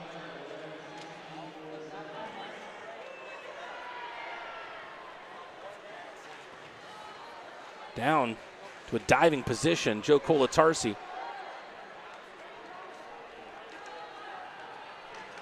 Johnson ahead for Paralat. Calgin's at the other post. Paralat makes it easy for another teammate. The momentum doesn't last long for the Sentinels, and John Calgin has another one to his name. His first goal since a 2-goal performance March 15th. And so much net to aim for after Paralat puts it on a platter. John Calgin makes it 3-1.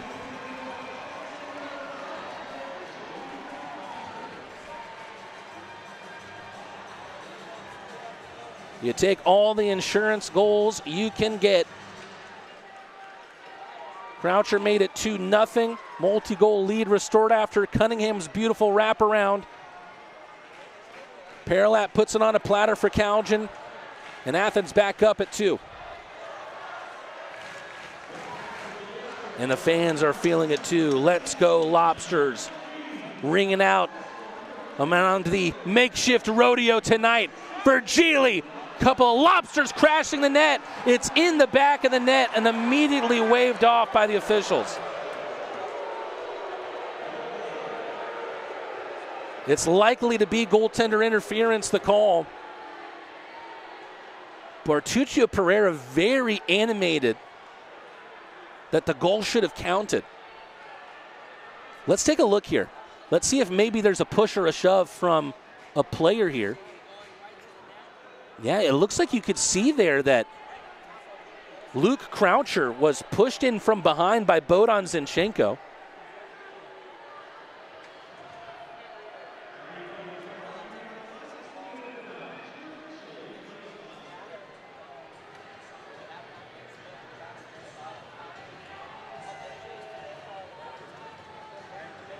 Seems like everyone happy to continue here at 3-1. Not sure if Croucher got the last touch too. It would have been his second of the game. I think Michael Greco is been a little angered by the play of the rookie Donovan Powell, and now he's starting to make his presence a little bit more known in the contest. Croucher in behind. Michael Greco looking for that shot. A step in front of the wall once again.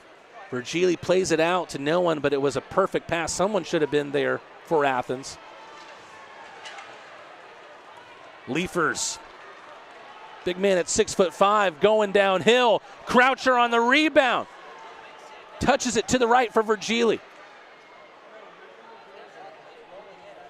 Donovan Powell. Greco trying to lay the hit on Cunningham. 63 chasing 63. Bartuccio Pereira with a giveaway. Cunningham for another, and he's got it. 5-hole on Sales, and Cunningham catches him by surprise.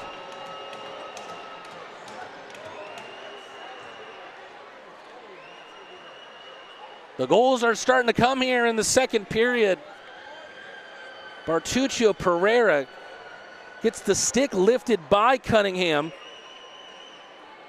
And it's a 24-year-old's own hard work that pays off in his goal.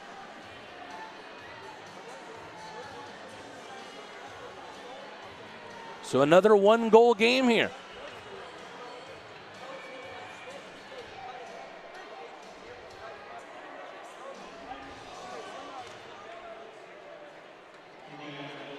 Athens with a self-inflicted wound. And Corey Cunningham with yet another goal at an opportune time.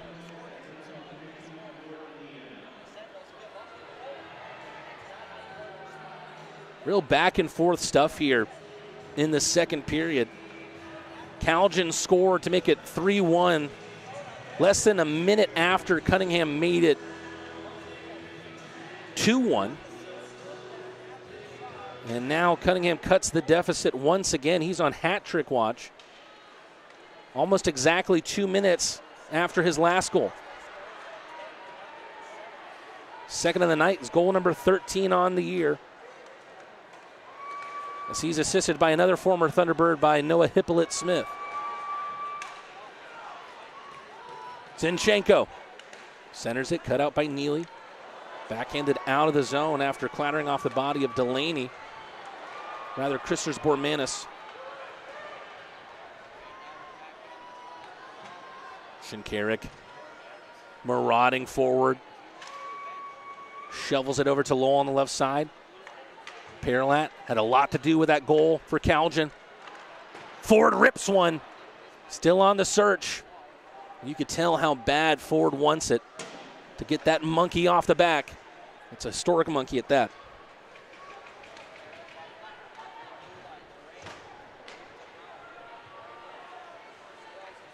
Perlat to Ford. Cross ice pass. John Calgin.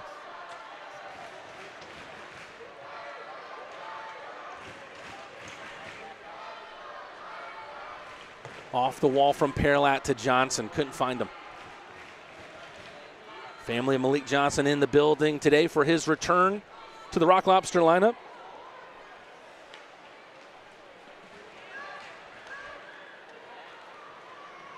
Johnson. It's a nifty little feed from Joe Mack, and then Joe Mack almost on the end of the give and go.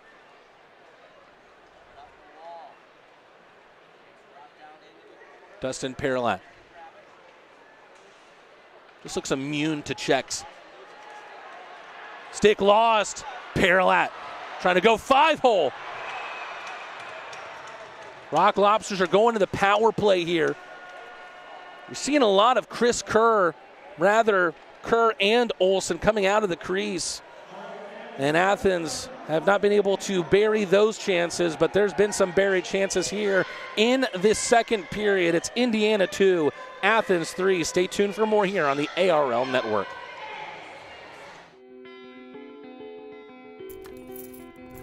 Farmburger is defined by its mission, its farms, its team, and its family.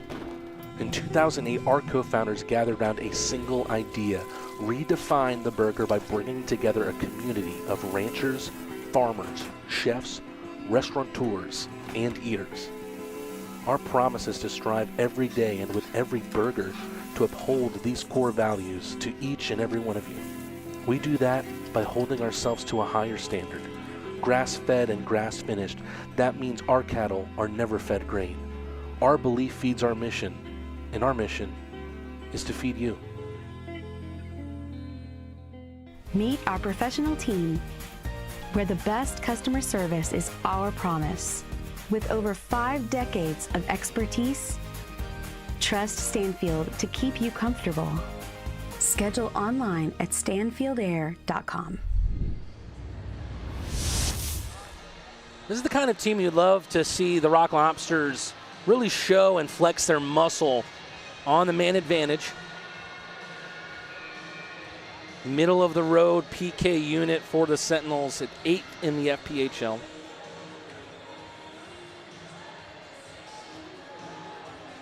Sentinels don't have anything left to play for on the season, and you can see that they don't care about that. We're coming into this building to try and take a big win against the Goliath. Virgili with the effort there, down to a knee, down low. Zinchenko with the wiffle ball wide. Ford sitting on a historic moment. Would have been a pretty goal to do that. Missed the cage. Here he is again, triangulating with Virgili and Shinkarik. Shinkarik, the big equalizer this year. It took a tip before reaching. Shinkarik will take the plaudits.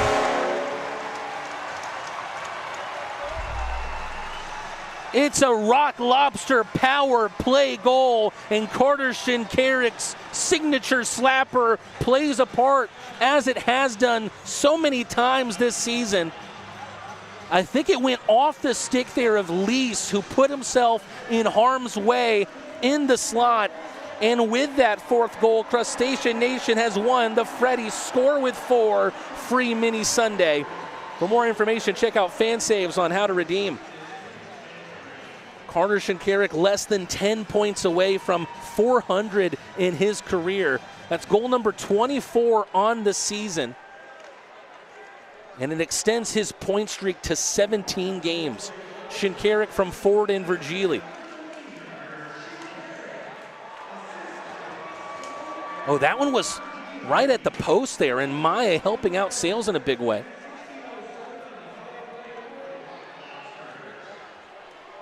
Great amount of speed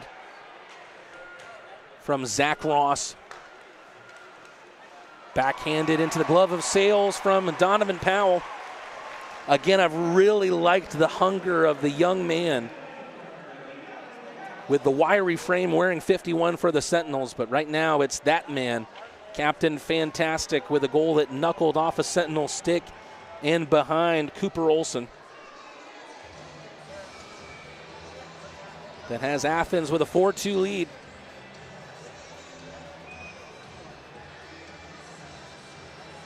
Pretty good crowd here for Rodeo night at Akins Ford Arena, but there's likely to be even less tickets available tomorrow night than there was tonight, with it being Star Wars night here in the tank. That includes some special jerseys that will be worn by the Lobsters. Make sure you get your tickets now at rocklobstershockey.com. Let's see if Athens can keep this 2-goal cushion now where it is, at least until the rest of the second period. If not, add on to it. Little tilt-a-whirl banker from Croucher towards Leafers. Virgili gets back just in time. Croucher so agile. The Grecking ball. Shot stopped by Cunningham. Got to watch out for Cunningham here. He's on hat-trick watch. Shot absorbed from his different zip code by Nolan Dawson. Matt Sales able to add another save to his name, has 17 now on the evening out of 19 shots faced.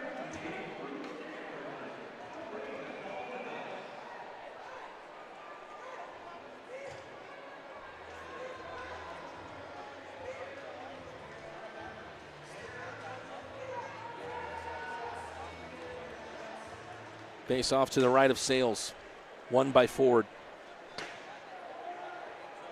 Kolatarski off the glass over the head of Neely. Didn't know it was heading his way until he saw it in his path. Paralat up the wall for Ford. Centers it, trying to force it through skates and sticks. Neely, creative there, inventive. Jesse Lowell took a tumble there off puck. Glove down by Paralat.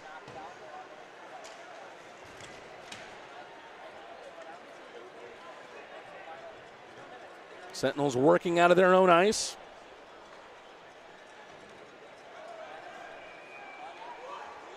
Icing there, and Christers Bormanis getting in the face of the linesman there, who put his hand up for the icing call. Apparently the Latvian believing that he got a piece of it. 2 minutes, 1 second left in the second period.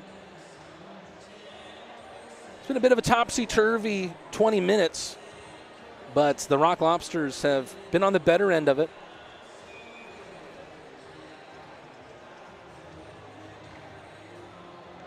Three goals in the frame compared to the visitors' 2. A little bit of trickery on that puck for Shinkarik, who has the game's most recent goal. Panavinov after the setup from Cooper Olsen. Giveaway from the Sentinels in their own zone. Paralat, right place, right time. Johnson offers in at it, and Shinkarik can't settle it with a high stick.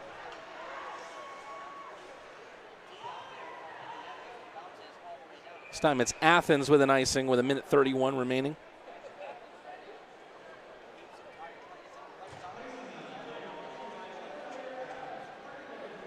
John Calgen with a goal tonight. He's someone you would love to really get his scoring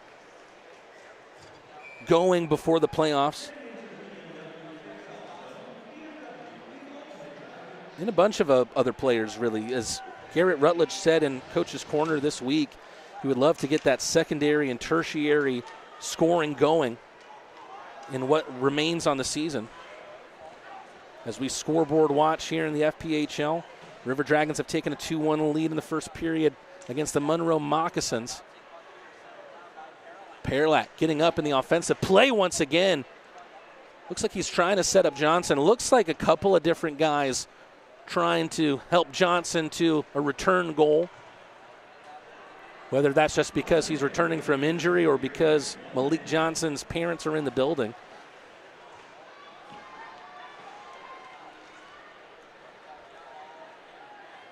Joe Mack to center ice.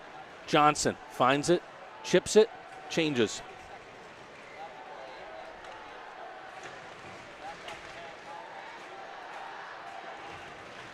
Sales.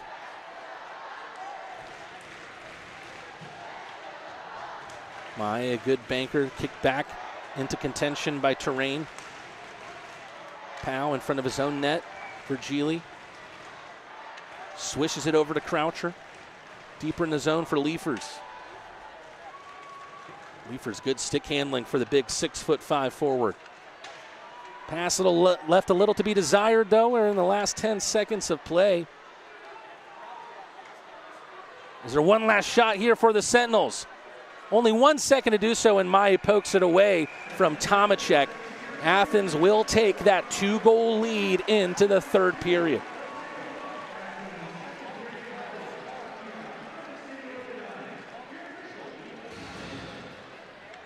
Let's take a look at how the second period went, courtesy of Classic City Orthodontics. We saw a couple of those different occasions there where there was an overcommitment from the two different goaltenders that we saw. And there's the first shot that Cooper Olson saw after the injury that occurred to Chris Kerr. Within seconds, he's beaten by Croucher on a pretty shot, kicked it to his own backhand, and then went barred down. Then Perlat put it on a platter for John Calgin, his first goal since he scored a pair March 15th against Twin City. And then Shinkarik's knuckler of a slapper finds a way in past Olsen. Sandwiched in between all of that were a couple of goals for Corey Cunningham.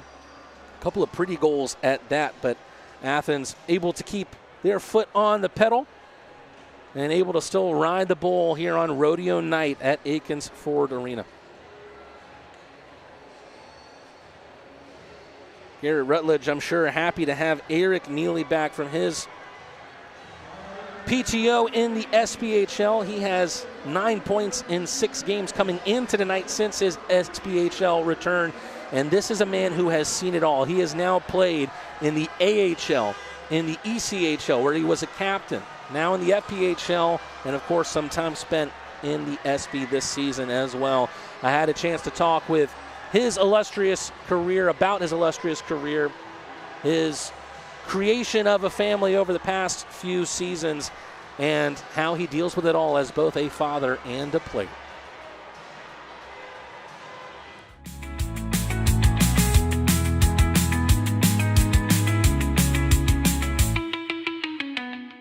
Hey there, Crustacean Nation, and welcome back to Lobster Tales on the Athens Rock Lobster Network. It's your method into learning more about the lobsters that you love. And my guest today is the man who has seen it all, from D1 hockey to the AHL to across the pond, and now a highlight of the tank, personification of dad strength on and off the ice. Welcome to the show, Eric Neely. Niels, exciting to have you on, man. A big thank you for joining me. Yeah, no, thanks for having me. I think one of the cool things about hockey coming to Athens is that, you know, you have this new generation here in this city learning about the game and starting on their own path. And I think you're the kind of guy that young hockey players want to kind of grow up to be. What did the start of your path in hockey look like? So I actually probably started later than most of the guys on the team. I think I probably started skating around 6 or 7. My aunt got tickets to a Flyers game, and she took me and my brother, and I came home the next day, and I was like, Mom, Dad, I want to play hockey. And then it kind of went from there. So it all started thanks to corporate tickets. Well, that was the very start. But after that, you know, from junior hockey into high school, it seems like you really saw a lot of the East Coast growing up? You were born in PA, played junior hockey in New Jersey, went to boarding school in New Hampshire. Was it just hockey that was the main reason for all that travel growing up? Yeah. I mean, for the most part, obviously going to prep school and then to Dartmouth, my parents had always stressed education as well. I mean, you never know how long you're going to be able to play hockey. I mean, even the best of the best, they're done at some point. So education was a big part of it as well. And that's kind of led me more towards the prep school, boarding school route than juniors at the time, which I was kind of set on. But it all worked out and it was a blast. So That boarding school was Phillips Exeter Academy. It's the sixth oldest boarding school in the U.S., a place that has a ton of history, a lot of famous alumni. I think Mark Zuckerberg went there just 7 years before you. As a 16, 17-year-old kid leaving home at such a young age, was there fear in going to Phillips Exeter, or even then, were you laser focused on what it is you wanted to accomplish? I think the only fear was the academic part with some of those alumni. Like it was a rigorous school. It was tough. Um, but no, like once I settled in and found my way and hockey season started, everything kind of just fell into place and got comfortable. Once I was able to get on the ice, and that's actually I met my wife there. So obviously I had that going at the beginning. So it was a great experience. I wouldn't trade my 2 years there for anything. You've kind of already started me off on my next question. You meet your wife here in New Hampshire. The love story between you and your wife feels like something straight out of one of the books my fiance reads. You being a hockey athlete out of PA, you meet a girl from Vermont who plays hockey. I know maybe it was a bit of a small pond environment to find each other, but how was it that you two found each other? Yeah, and it actually happened on the ice. So the season didn't start until I think it was either just before or just after Thanksgiving, but we would have the ice from the start of school year up until the season started, and our backup goalie played soccer, so we need another goalie. So the girls' goalie came out with us, and every once in a while she would invite some of her teammates to come skate with us as well. And yeah, that's kind of how it happened. And you guys would kind of almost split pass in college because you went to do your D1 hockey career at Dartmouth. I know you guys weren't too far separated. You in New Hampshire and Tam went to Union College in Schenectady, New York. What were those? Were those difficult years at all with you two both in new environments, but apart from one another? Yes and no. I mean, anytime you add some distance, obviously it's gonna be tough. But her hometown was an hour from Dartmouth, so she was able to kind of come home, come see me. We would play at Union in the regular season, play at RPI, which was only 15 minutes away. Um, Made another trips there in the playoffs. Unfortunately, Union ended our season 2 years out of my four, so she had that over me. But no, I mean, it is what it is at that point. Like we're both doing our thing. She was killing it in school, and I was playing hockey. So What ended up happening with Tam in her athletic career? Because I remember you telling me a story once where she was heavily recruited to potentially play hockey in college. She would end up uh, rowing crew at Union, and what happened there? Why did she not pursue hockey any further after that? yeah, I mean, when I first met her, she was deciding between BU and Minnesota. So pretty two pretty good women's programs. But then senior year, she pretty much destroyed everything in her ankle, and it was kind of tough for her to put a skate on again after that. I think she went to Union thinking if it ever healed up, she would be able to play there. Never got to that point, unfortunately, and uh, the athletic part of her, competitiveness in her, she still wanted to do something. So that's kind of how she ended up with crew. With a little more stability, you don't have to twist and turn on the ankle. So she enjoyed that, but it wasn't the same. I mean, she definitely feels like she missed out on that a little bit, but kind of just dove all into her studies and loved that. Went abroad her senior year, so um, kind of found a new passion, which is great. Well, she kind of ended up being educationally very astute in multiple different ways.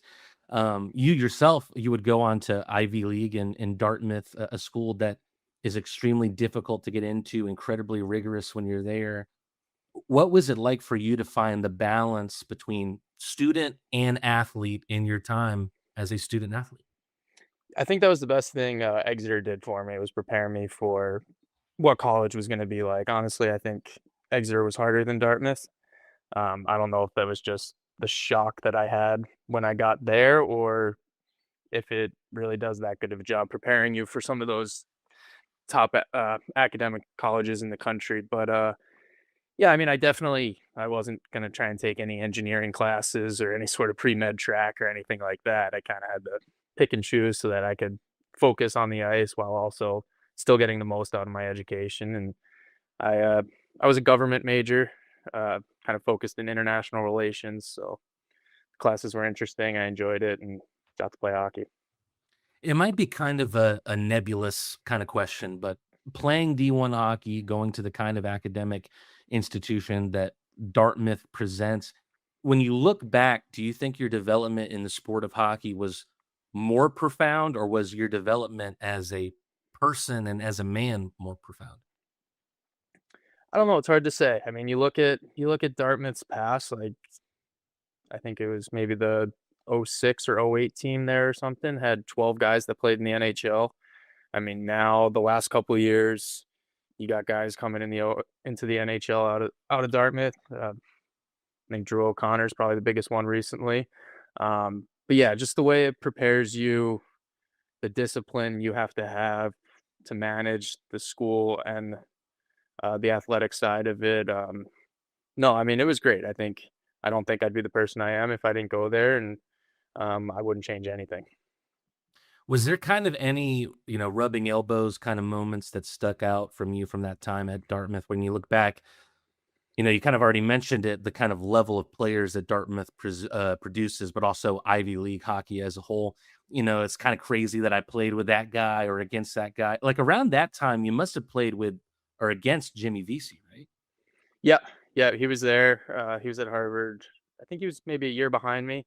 Uh, so my line mate at Exeter went to Harvard as well. So we were close, and I'd head down there in the spring and hang out with all those guys. So it was pretty cool to see the career that Jimmy ended up having. I kind of wish he was still stateside, but he's killing it in Switzerland now. No, but I mean, we played against a lot of great players, and Chris Wagner was at Colgate at the time. Austin Smith was at Colgate. Quinnipiac had a bunch of great players. Kenny Agostino at Yale. And then even my senior year, Hugh Jessamine had come back and he was graduating because he had just retired the previous season. I mean, 12th overall pick, 10-year professional career, kind of came back. And that was a good guy to be able to learn from senior year, who was finishing up kind of the career that I was hoping to just start the following season. It's kind of crazy just how, long that list is, how expansive it is. It's funny, there's a multiple of instances in this team doing these kind of interviews with the boys where some of the boys looked up to an older brother for their inspiration in the game, but you were that older brother, and your brother Kevin followed in your footsteps at both Phillips Exeter and Dartmouth. Did having Kevin, as you navigated the different levels of the game, kind of change the way that you approached your own career, knowing that you weren't just carving out your own path, but maybe also kind of setting the standard for your younger brother? Yeah, I don't know if we necessarily like set out to kind of follow in each other's paths, but I mean, he saw how much I enjoyed it, and he kind of figured like if I get the chance at these places, like it's hard to say no.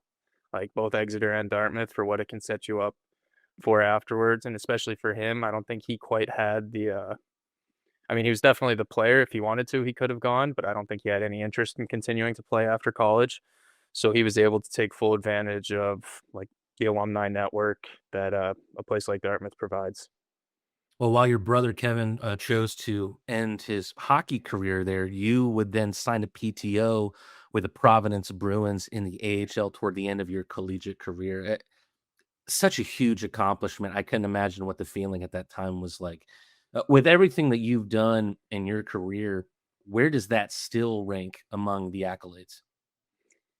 Yeah, I mean my first pro game was for Providence against Hartford in Hartford. I mean, that's it's kind of what you work for your whole time growing up is that first pro game, right? So my whole family drove up from Philly, so luckily it wasn't too far away. So that was definitely a special one. And then that was the only game I got in the spring that year, but just being around that team, I mean, they were pushing for the playoffs and being around, learning from those guys, like that's kind of you realize what it takes to be successful. And then the following year, going to rookie camp with Boston, main camp in Boston.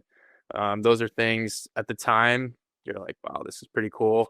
But then as you get older and you kind of look back and you can really learn a lot about things that you remember and what sticks out and all that. So yeah, it was definitely good. What were the immediate things that you noticed in feeling out the difference in level, going straight from college to the AHL level is crazy. Yeah, so luckily I had a teammate that was in Providence for that full season, Matt Lindblad, who I played with at school the year before.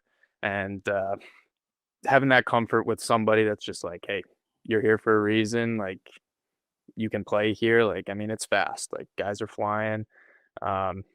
It's cutthroat. I mean, you're one level away from not only life-changing money, but reaching the dream that everybody wants in the game.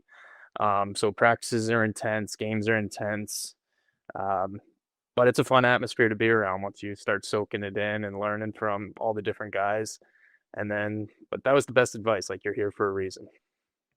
You would then head to the Atlanta Gladiators, a place that would become home for you in so many different ways, but there would be a few years with different destinations in between your stints there.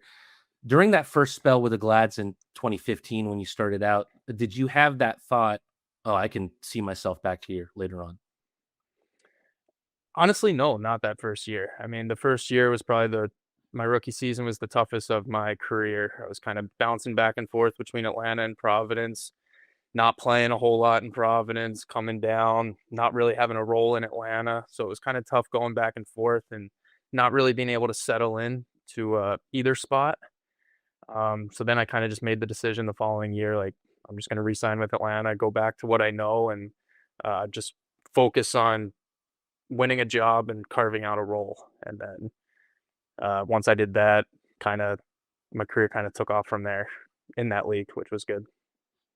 A couple of other teams that you would play in the ECHL, but sandwiched in between was a trip across the pond in England with the Sheffield Steelers and the Milton Keynes Lightning. How did that opportunity to go overseas come about? Yeah, so I was playing in Adirondack, and it's funny to laugh about it now, 10 years later, but I thought I was going to be retiring at the end of that season. My wife was working in Massachusetts at the time, and we were moving down to Florida. So I thought, and a friend of mine was playing in Dundee in the English league or the UK league. And he's like, hey, we need a guy. Like, are you interested? And I wanted to go over there before my career was over. But then I talked to my agent. He was like, let me see what else is going on over there. And ended up with Sheffield, and like, that place is amazing. Like, we get treated well. They pack it. It was a great place to play. So ended up going over there, and yeah, that's a fun spot. Is there a memory from your time there where you thought to yourself, maybe even more so off the ice than on the ice, like, this could only happen here in England? Maybe like a bit of a culture shock moment for you at all? I don't know quite as much. Like, luckily they all speak English over there. But I think it was 2 weeks after I got there, maybe we were in Belarus playing in the Continental Cup, and we were in the third place game and we won. So we needed to wait for the championship game to end so that we could go out for the medal ceremony or whatever that is. But they wouldn't let us leave the arena before that. So some of the British guys started talking to fans that they knew were there, and they showed up with 15 cases of beer. So that's kind of what we did in the locker room during the championship game. And I think if you saw that medal ceremony, you would have thought we won gold. So a little bit of a pub atmosphere there in the arena, it sounds like. Yeah, so that was a fun memory. That was fun, and that was 2 weeks after getting there, and I was like, all right, that was a great way to get to know everybody. And I was like, I can have fun over here. You'd end up coming back to the States and back to the Gladiators and had 2 just amazing seasons. You would make the decision to retire at the end of the 2022-23 year and becoming an assistant coach with the organization. What led to that decision, and how difficult or maybe how simple was it to make that decision? No, it was hard. I mean, as you can imagine, because I ended up coming back the following year. So it was definitely hard. It was because of injuries. I was trying to rehab. Um, yeah, the injuries. It wasn't how I wanted my career to end. So I was hoping I was going to be able to come back after a year. I wasn't sure. And then found out we were having a boy, and being able to play in front of him was another factor in trying to come back. So along with coaching that year, I was really focused on rehab and trying to get healthy enough to be able to play again. And luckily I was, sort of. Well, more on your boy here in a second. First, you talked about the rehab and the re-strengthening that you had gone through for a year to try and make it back into playing shape. Take us behind the scenes there. What were you working on to get back to that shape? Yeah, I was dealing with some back stuff. So it's all just, it's Nasty. especially in the minors, you're spend a lot of time on the bus. Sleeping on a bus isn't necessarily conducive to a bad back.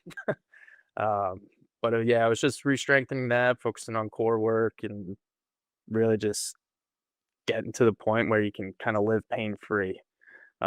It's tough at 31 years old when you wake up and you can't tie your own shoes. You kind of start questioning yourself, like, is this really worth it? And but at the same time, like, it's hard to give up, like, not playing anymore. So yeah, that's kind of where it was, and I was able to come back, which was good. I can imagine it's what you know and what you love, and you seemed to be really rewarded for that comeback. You come back for a year of captaincy with Atlanta, have this great send off in April. Your wife is there with your beautiful 9-month-old boy in her hands. With that kind of storybook ending that you had, how certain were you standing there on the ice that this was the end? Oh, I thought it was it for sure. I mean, at least as a full-time player, like I joked with Atlanta and Greenville and those guys, like, hey, if you ever need a guy for a weekend or whatever it is, like, give me a call. I'm around. Just hoping to get some games here or there, but yeah, I thought that was it. Um, I had followed Athens like on Instagram, and I thought it was cool. Like, the atmosphere looked unreal there, but I didn't know anything about the team, didn't know anything about the league, so that wasn't even really on my radar at the time. And I wasn't going to move at this point to try and go somewhere else. So yeah, it was pretty special what they did at the end of the season there, but I thought that was going to be a great way to end it. Was it difficult at all? Because working with a team like I do with you, I mean, we're coworkers in a way. Meeting coach, meeting the boys, seeing the rink, I definitely know what made the call appealing. But on the other side of your life, talking with Tam and, looking at your son, was it difficult at all to come back to the game one more time with everything that you had at home? Yeah, I mean, she's great being like supporting when we're on the road, and obviously it was a joint decision. And when we kind of looked at it, like, the schedule's great here. Like, I think our longest road trip is 3 or 4 days. With Atlanta, a couple weeks ago, they had a 12-day trip.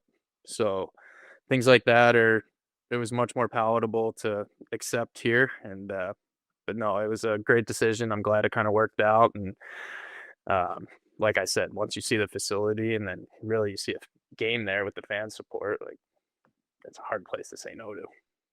I think probably something that has stayed from the ECHL to here in the FPHL for you is kind of maybe your role in developing the guys around you. You saw a lot of young guys come in and out in the coast, probably younger players, likely younger players than you're seeing here in Athens. But with the difference in level and the differences in what guys are trying to accomplish with their career here, do you think you take a different approach in your own role in these guys' development? I don't think it's really any different, honestly. Like, whether they're in Atlanta wanting to get to the American League or they're in Athens wanting to get to the SP or the Coast, like, you have to have the same mentality. It's going to be the same sort of thing that gets you noticed or allows you to stick at the next level. No, so from that standpoint, it's similar. And the guys have been receptive to it, which is great, and it's been a lot of fun. Well, you brought up your son Everett a little bit ago, and you told me a while ago, me and you were having a conversation, I think, in Binghamton, about how he's becoming more aware about the game, and now it's gone past awareness into obsession a little bit. We talked before about There's 20 more minutes left to play here at Akins Ford Arena between the Rock Lobsters and the Sentinels. Let's take a look at what's happening around the rest of the league. Black Bears now up 3-1 against the Prowlers at home. Wolves with a 4-3 lead, narrow in Watertown. Ice Cats have now scored 2 unanswered, 2-1. A very crucial game for that last spot in the Continental Division. And right now the Thunderbirds are being outshot 36-17 by PD. Second period just starting out. The Moccasins with a late power play goal in the first period tied it up at 2 apiece. The Breakers, unfortunately, have looked like the Breakers have this season. They're down 4-0 against the Bobcats and the Topeka Scarecrows. Still trying to clinch that last playoff spot, or a playoff spot in the Empire Division. They're up 1-0 against Baton Rouge.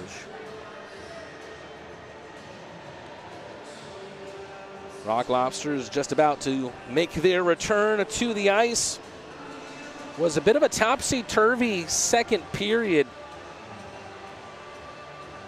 5 goals in the middle frame, and after Chris Kerr went back to the locker room for injury, and I've been told that he will not return, the first shot that Cooper Olson faced was a bar-down backhander from Luke Croucher.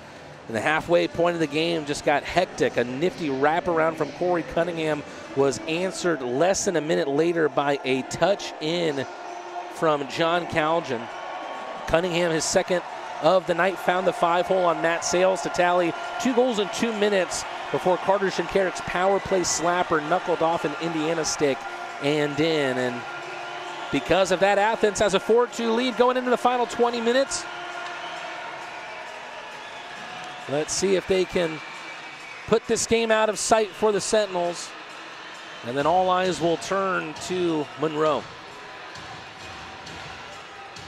Athens will face off against the Sentinels once again tomorrow night, 7:05 p.m. for Star Wars night.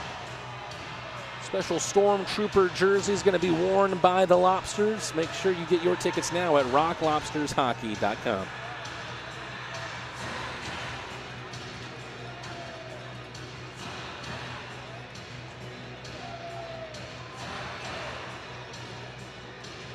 Gus Ford, scratch the head, a look up to the sky.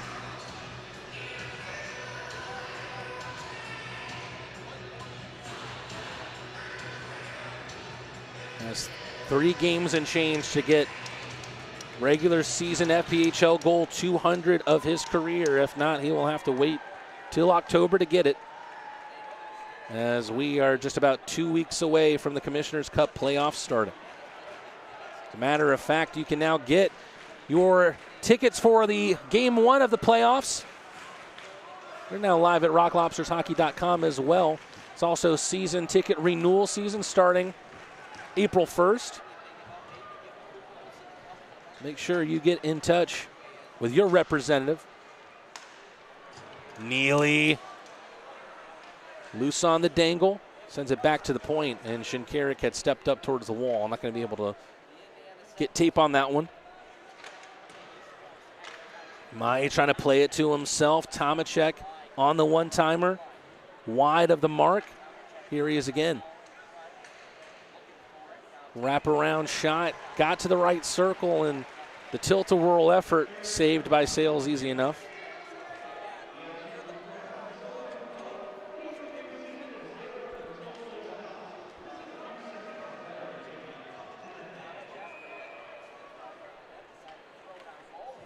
Cooper Olson in the crease for the Sentinels. Did not get the start in this game. We'll see if he's forced into the net. as Chris Kerr left this game early due to injury, and I'm not sure that the Sentinels will have an e-bug. So if something happens with Olsen tomorrow night's game, things might get a little tricky for the visitors.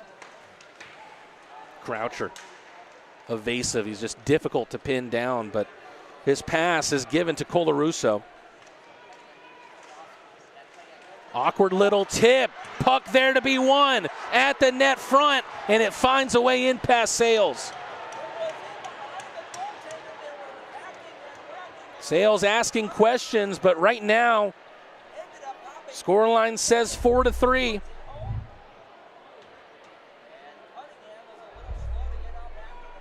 Corey Cunningham, after getting knotted up with Kyle Powell.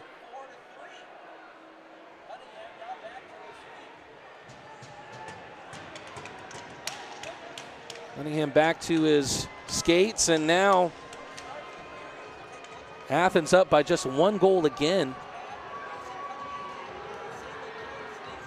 Looks like it's Jonas Lease who got the final touch of the puck there.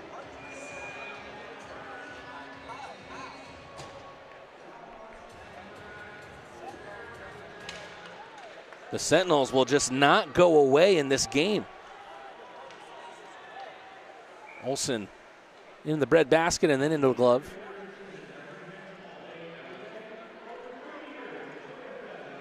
A new lease on life for the Sentinels as Jonas Lease has Indiana within 1 with his 6th of the year.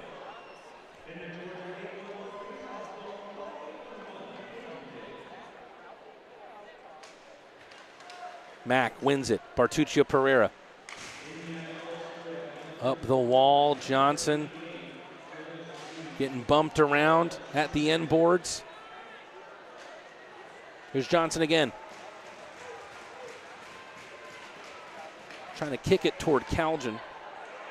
Mack gets taken down off puck. A shrug from him, believing it should be interference. Perlat steps forward, takes it back. Here's Calgin, already won in this game, flips it wide. Bartuccio Pereira, centering effort. Falls kindly for Mack.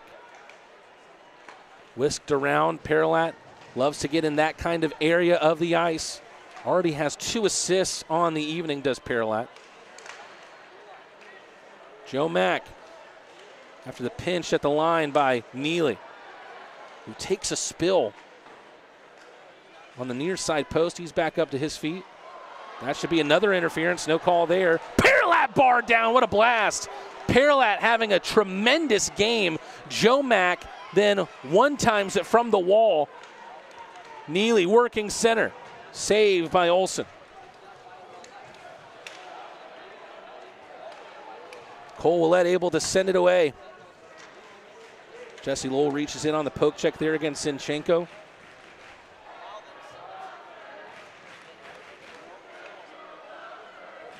Momentum now in favor of the Sentinels. It's swinging their way. But Lowell hoping to swing for the fences. It was a great effort. And on the extra effort, almost got it to Ford. Looks like the Lobsters are going to head to the shorthand here.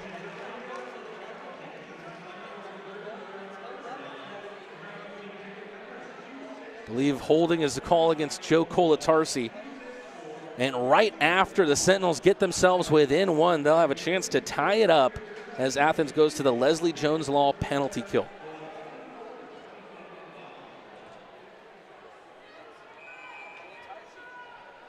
The Rock Lobsters, the best third period team in the FPHL throughout the season. But Tuesday, the third period, and the start of this third period has left a little to be desired. Colatarsi 2 minutes for holding. Athens hoping to hold on. And again, the Sentinels have struggled on the man advantage this year. Scoring on less than 13% of their man advantages this season. But they're going to drive the net here. A wraparound, Corey Cunningham. Almost another wraparound in this game. It would have been for the hat trick. Little tilt, a spin at the welcome mat. Perfect poke check.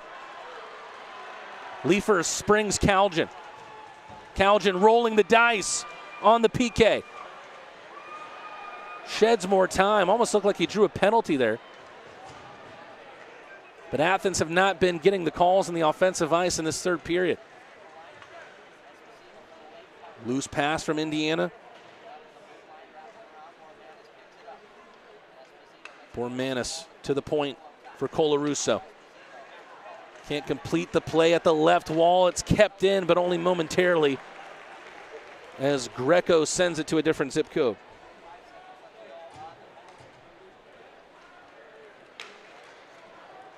Ethan Esposito gathering speed at the wall.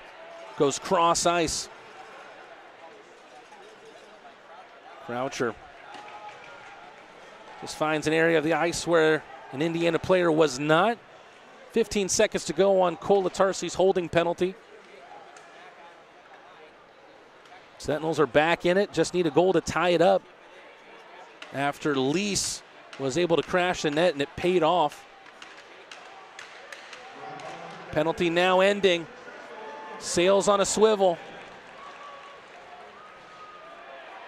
Croucher creating space.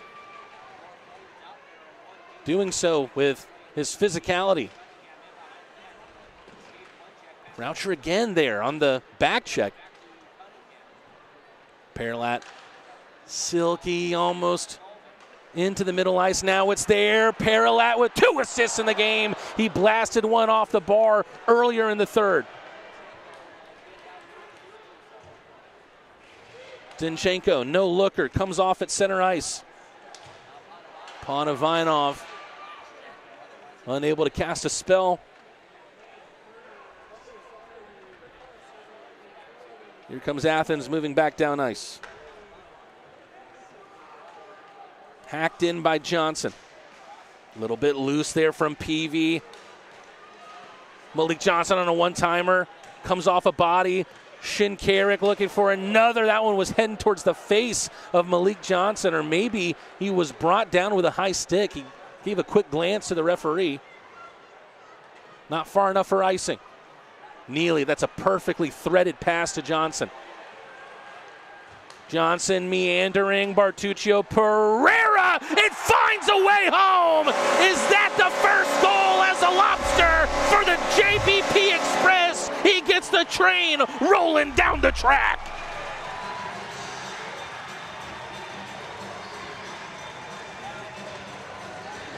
Let's take another look here. Bartuccio Pereira onto the backhand from the left circle. We'll get a better look here. Virgili is able to cause some trouble as well to make it a little bit easier for his teammate. And that is the first goal in the FPHL for Jonathan Bartuccio Pereira. You like to see it from the Lobsters. As the Sentinels keep getting themselves closer, Athens just is able to recreate that distance. Mishandle from Neely. Tossed wide against Sales. Here's Lowell. Taken away from him, Tomacek.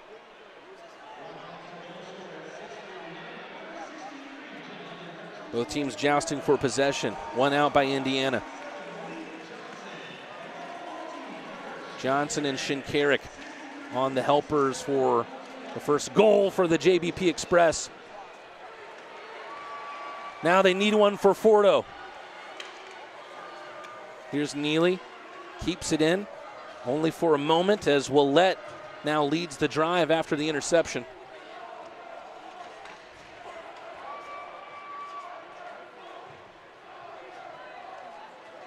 Luke Croucher combining with Perlat. Both two of those players have played big parts in this game. Croucher with a goal and Perlat with a couple assists. There's a couple of early tallies here in the third period. Lease got the Sentinels back within one, but Jonathan Bartuccio Pereira's first as a Lobster restores the multi-goal lead. It's Indiana 3, Athens 5.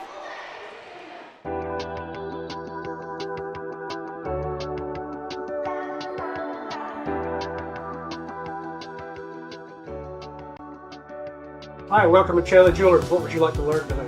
Looking for a new watch, something a little more fast, more precise. Yeah, that one looks like it's seen better days. Now let's get you something that can keep up. Oh snap, I got a game to get to.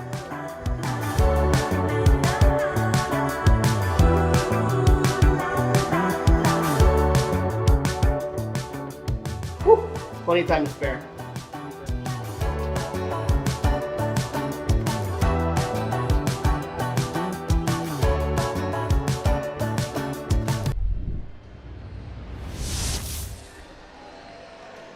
For the final game of the regular season, Saturday, April 11th, catch the Rock Lobsters on the road with the rest of Crustacean Nation at a watch party hosted by the official Booster Club. The Claws Up crew hosts at Union Fair in downtown Athens starting at 6:30 and going until the final horn.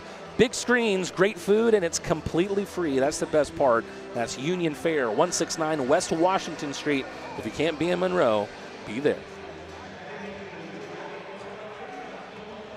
Leafers is going to take the face-off here. Mostly Croucher has been at the dot in this line of he, the big Leaf, and Virgili. Good idea there from Bormanis to get behind Paralat. Greco up the wall. Stopped at the point by Colarusso. Virgili takes it between his skates. Great centering effort from the Swede. But a little bit too much traffic from the Sentinels in that area. Zinchenko. Croucher, evasive as ever. Paralat, he's been on the search for this goal in the third period. Has assisted 2 goals on the night. But he'll go off for a change after the dump in by Leafers.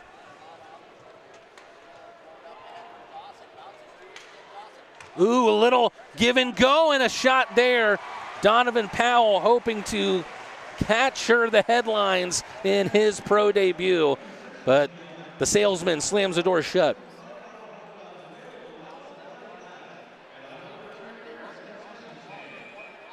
Apparently there's a deal in the building today for 5 pretzels and 5 hot dogs. Not a bad deal. Only one more chance to catch the Rock Lobsters at home this regular season. That is tomorrow night for Star Wars night.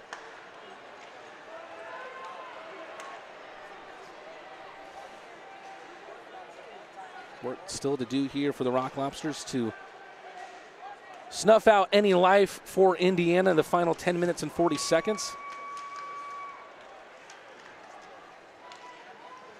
Good protection there on the far side from Corey Cunningham. He's had a great game in this one with 2 of the 3 goals. He was there right at the welcome mat too as Lease was able to pull Indiana in at 3-4. But Jonathan Bartuccio Pereira's first goal as a Lobster restored that multi-goal advantage.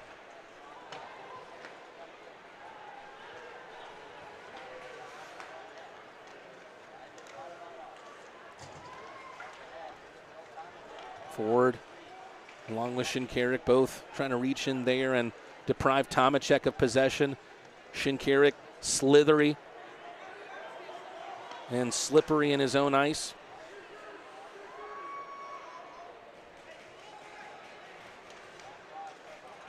Ross trying to find a route out. Puts it at the feet of Tomacek. Lowell's going to get to this one at the half wall. Neely out of the corner. Ford! So close to a history-making goal for Ford and Akins Ford. We go back to the commercial break. Indiana 3, Athens 5. Jonathan Bartuccio Pereira has scored his first as an Athens player. Thank you for calling Boynton Brothers. How may we help you? When the call comes in, our team moves fast. Because in our world, every second counts. Every delivery means protecting people, product, and places no shortcuts, no excuses. From warehouses before sunrise to late-night drop-offs when the rest of the city sleeps, we're the steady hands behind the scenes. On the arena floor, in the back hallways, and down to the locker room supplies, we help keep Athens ready stocked, supplied, and moving. The fans feel it, the players count on it, the community depends on it. Thornton Brothers, proud sponsor of the Athens Rock Lobsters.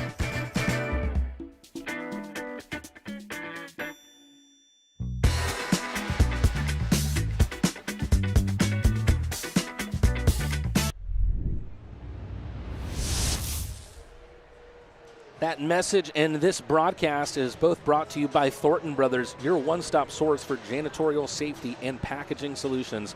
From restroom soap and protective eyewear to butcher paper and more, Thornton Brothers, they've got you covered. You want to move better, feel stronger, live healthier? Join Athens Health and Fitness. Personal training, results-driven programs, and a community that pushes you. Check them out at athenshealthandfitness.com today. And finally, make your home feel brand new. Dalton Carpet One has the flooring that you've been dreaming of. Visit DaltonCarpet1.com today and step on to style. Ford trying to step into history. Lowell with a redirect on the shot from Neely. Got caught by the side netting. Lowell breezing through Peavy. Takes a knock from Ponovinov. Now here is the Russian. Hard off the wall, looking for the Latvian. Bartuccio Pereira unable to get it through Bormanis. Bohdan Zinchenko looking to get one against his former team. 2 games played for Zinchenko as a Lobster. Ford, Neely, Bartuccio Pereira trying to send it to the blue paint and now has to get back for defensive work as Philip Virgili has taken his spot. Great poke check there from the Swede. Draws a big cheer. Ford has stayed on the ice here as he is still searching for that goal. Gets to the pass from Neely. Ford trying to get it onto his stronger forehand. Michael Greco. Not sure where that hit off of, but it took it away for Olsen. Ford, still Ford, deflects wide. Gonna get sent down a little less than 200 feet, and the Sentinels will ice.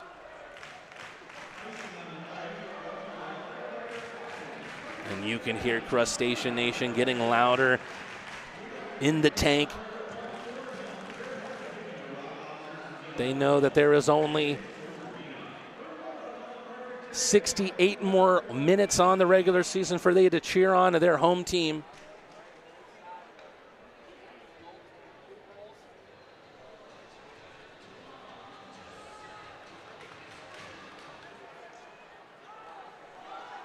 Zinchenko. Glove down by Virgili. Croucher. Shinkarik's at the point. Perfect backhand skater. Leifers was half ducking, half trying to deflect. Goes into the mesh over the glass. 7:48 remaining in this final period of regulation.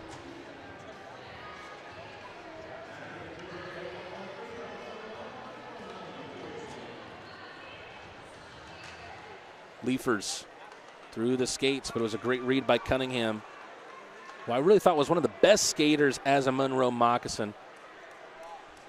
Michael Greco with a test of Olsen. Looks like the Moccasins have taken a 3-2 lead in the second period.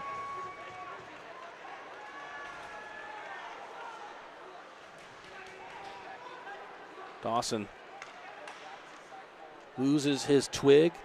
Shinkarik doesn't lose sight of it in the lights.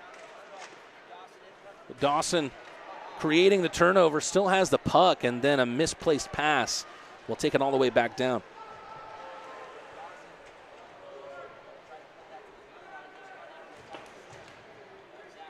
Shinkarik, Greco, Johnson, John Calgin puts the thrusters on. Johnson able to settle it with one hand. Dalton Anderson just putting it right in front of his netminder with his skate. some extent, the Rock Lobsters are hard done by the fact that there's not a lot of necessity for the River Dragons to win their games against Monroe. The fate of Columbus is already solidified. They will stay in that third place spot in the Continental Division no matter what. Perlat has had a buzz about him in the third period. Has blazed one off the bar.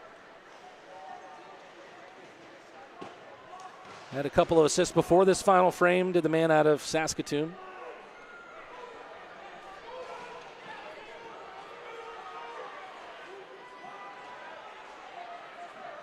Seconds being shed off the clock. A little more than 6 to go. Calgin comes away with it.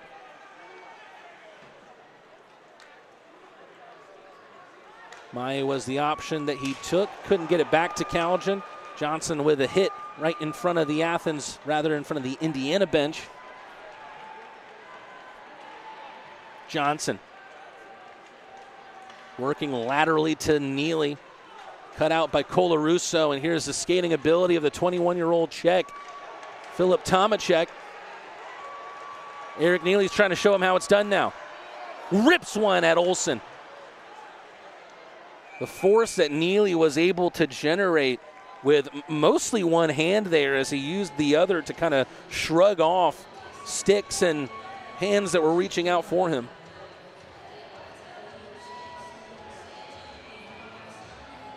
It's drawn a smile out of the veteran who is stoic at times, quiet in his approach, but a man who leads by example.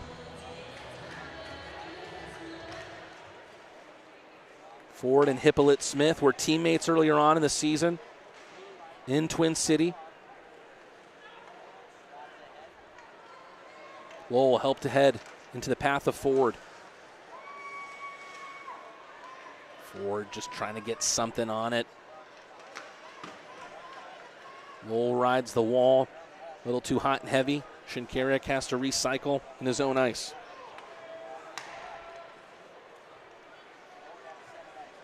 Ford spinning away from another former teammate in Cunningham.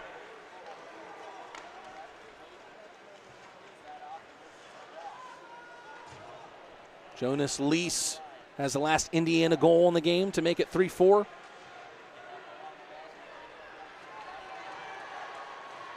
Jesse Lowell skating heavy, but cut out by Cunningham.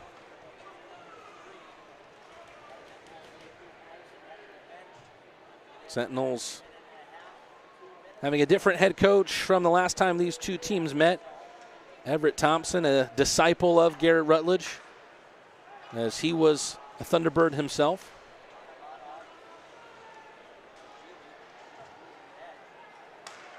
Virgili had his sights set on Croucher. Couldn't slap it into the rookie's route. Sails from the lobster trap. Croucher, zone entry by Leafers. Initially won it back off of Colarusso.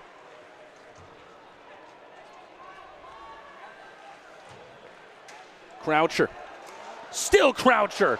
Toenail save, one time by Virgili, a laser but wide. Donovan Powell works it into the near side corner. Here's Michael Greco. Zachary Ross with the use of the hand.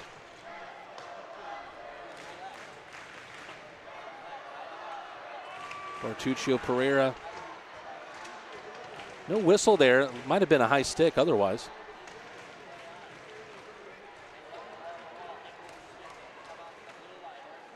Slapper takes an awkward path. Cole Willett with the effort.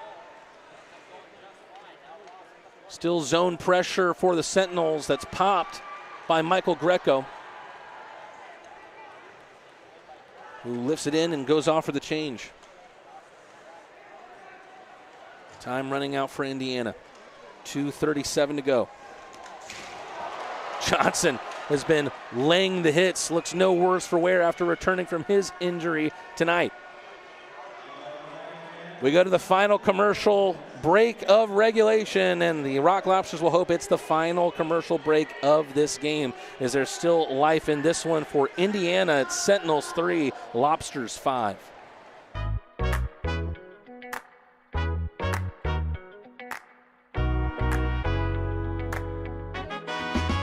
As a hockey player, my health is everything to me.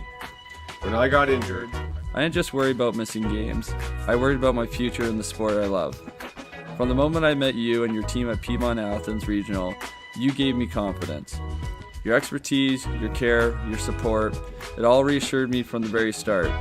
Because of you, I've been able to recover, rebuild, and get back to playing the sport I love. Can't thank you enough for what you've done for me and my future. Your help means the world to me, and I'll always be grateful for your part in keeping my dream alive. Thanks to Dr. Graff and Piedmont Athens Regional, I get to keep playing the game I love.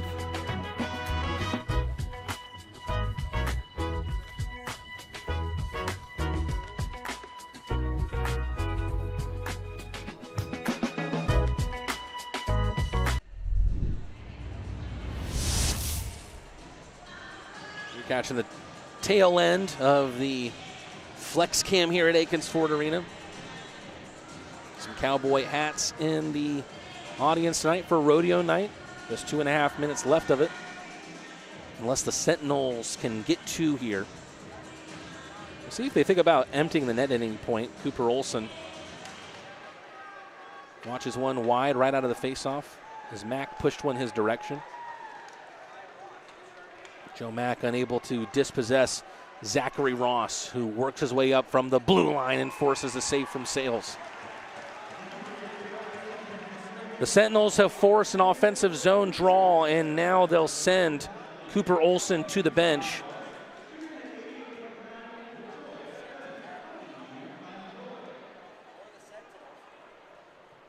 You've got an empty net here, and Gus Ford is not on the ice, but if he does get an empty netter, I'm wondering if that, if he'll be content that that would be the history-making goal. Ooh, a little shot there on the short side. Sentinels able to create a shot opportunity just seconds after winning the draw.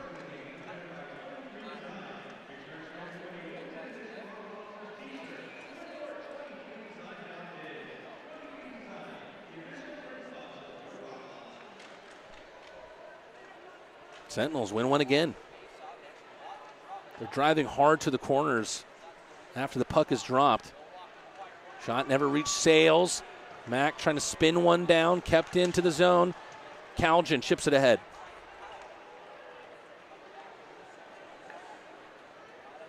Came from far enough away to be icing, but didn't get deep enough into the ice for icing. Right here at center ice, Calgin unleashes the shot. Peavy was the makeshift netminder, and he's able to make the save. Sales in the glove.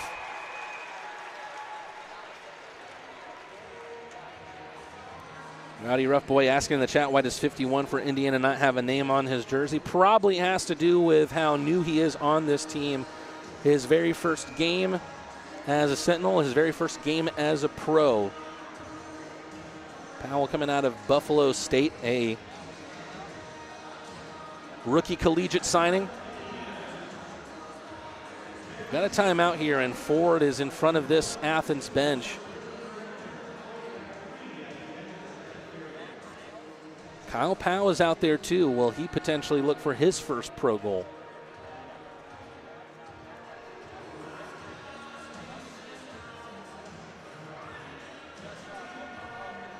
Take a quick look at some of the scores around the FPHL. The River Dragons have tied it back up late in the second.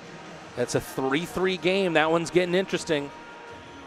All eyes will turn to that one for Crustacean Nation after the final horn blows on this one. There are major implications there. We'll talk about that if we get there.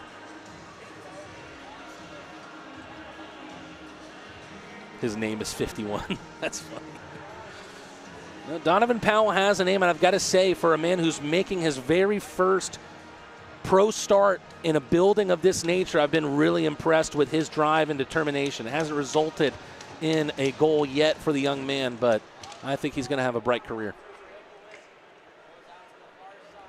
Lowell trying to thread a needle, stopped by Corey Cunningham. He's on hat trick watch. Ford chasing down Ponovinov. It's a little loose from Indiana, but it pays off. Ford trying to get on the end of the puck. Ford almost had an opening there. Zinchenko doesn't get any mustard on it. Played off the wall. Powell, the man with no name on his back, trying to make a name for himself against the Goliaths of the Continental Division. Slapper, stop. Ford, for history, it's gloved down. A save from Powell at center ice. Taken in behind the net by Ponovinov. Cut right through the center of the ice. Zinchenko protects. In behind is Dawson. Ponovinov blocked by Virgili. Less than 20 seconds to go. A slapper one time by Zinchenko. Chipped up for Virgili. Has it in the middle ice. And Athens is not going to get the empty net goal, but they make sure that Indiana does not score. Late on, Michael Greco with a late hit, last gasp. And though things have ended in terms of the contest, things are still competitive on the ice as Kyle Powell brings down a man after Michael Greco got clattered into. Croucher as well, getting in the face there, I think, of Corey Cunningham. Dawson just getting back up to his feet. The Rock Lobsters able to close this one out after it felt like a few times in this game the Sentinels got themselves to within one, but Athens kept creating the distance, kept sending shots. Kyle Powell still asking if anybody wants one.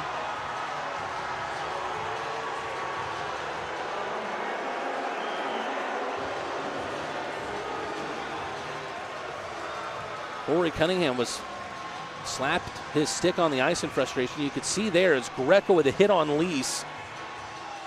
And then the takedown from Powell in behind on Dawson.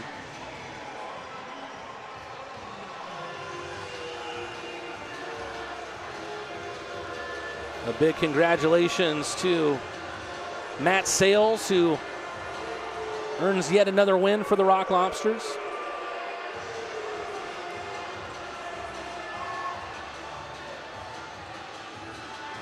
Matt Sales staying undefeated as an Athens player. Corey Cunningham staying around to talk with the officials, but don't think there'll be any extra adjudication from this one. The Rock Lobsters plant the flag, and there was a penalty that was put right at the 20-minute mark. So as you take a look at the way this game played out, both in terms of the game and the celebration on and off the ice, looks like Powell was assessed a late roughing call as time expired.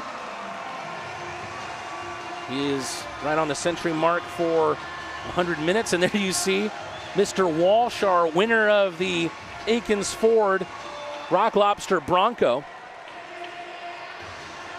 Shinkarik was able to earn Crustacean Nation free churros for 24 hours. Bartuccio Pereira with his first goal as an Athens player.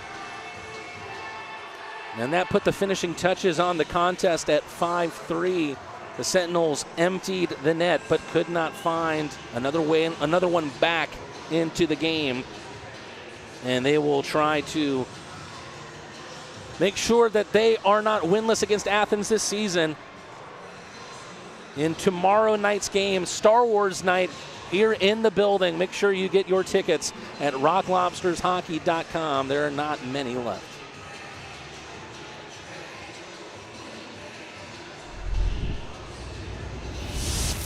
Well, we await the 23 design 3 stars of the game. I would have to think that Dustin Perlat is up there. We'll see. He had 2 assists on the night. Came so close to scoring a couple different times in the third period. Wasn't able to get it to go. Let's find out who our 23 design 3 stars are.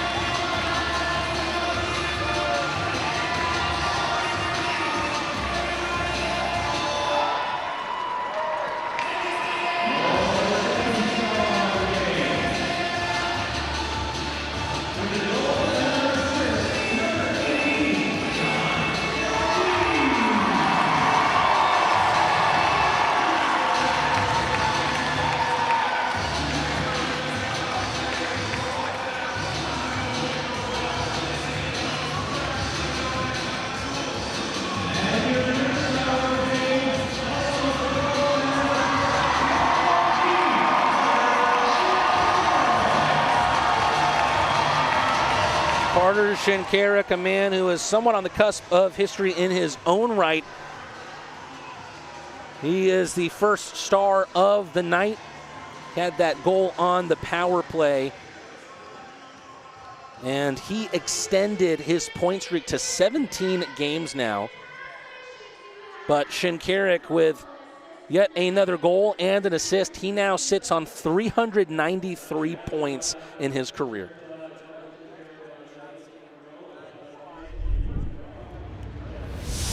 Well, folks, we're getting to the point where every game is so important, and now we'll turn our attentions to Monroe, where the Snakes are taking on the Columbus River Dragons, and hopefully Columbus can do their in-state rival a solid. We'll see if that's the case. Athens, though, needed to come in tonight, take care of business.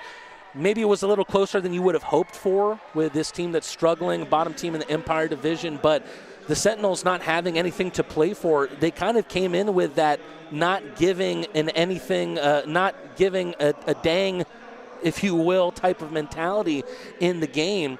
They kept themselves close all contest long, and they'll hope that that's momentum that they can take into tomorrow night's contest. And a reminder, that is the final game that you can catch the Rock Lobsters in the regular season here at home at Akins Ford Arena.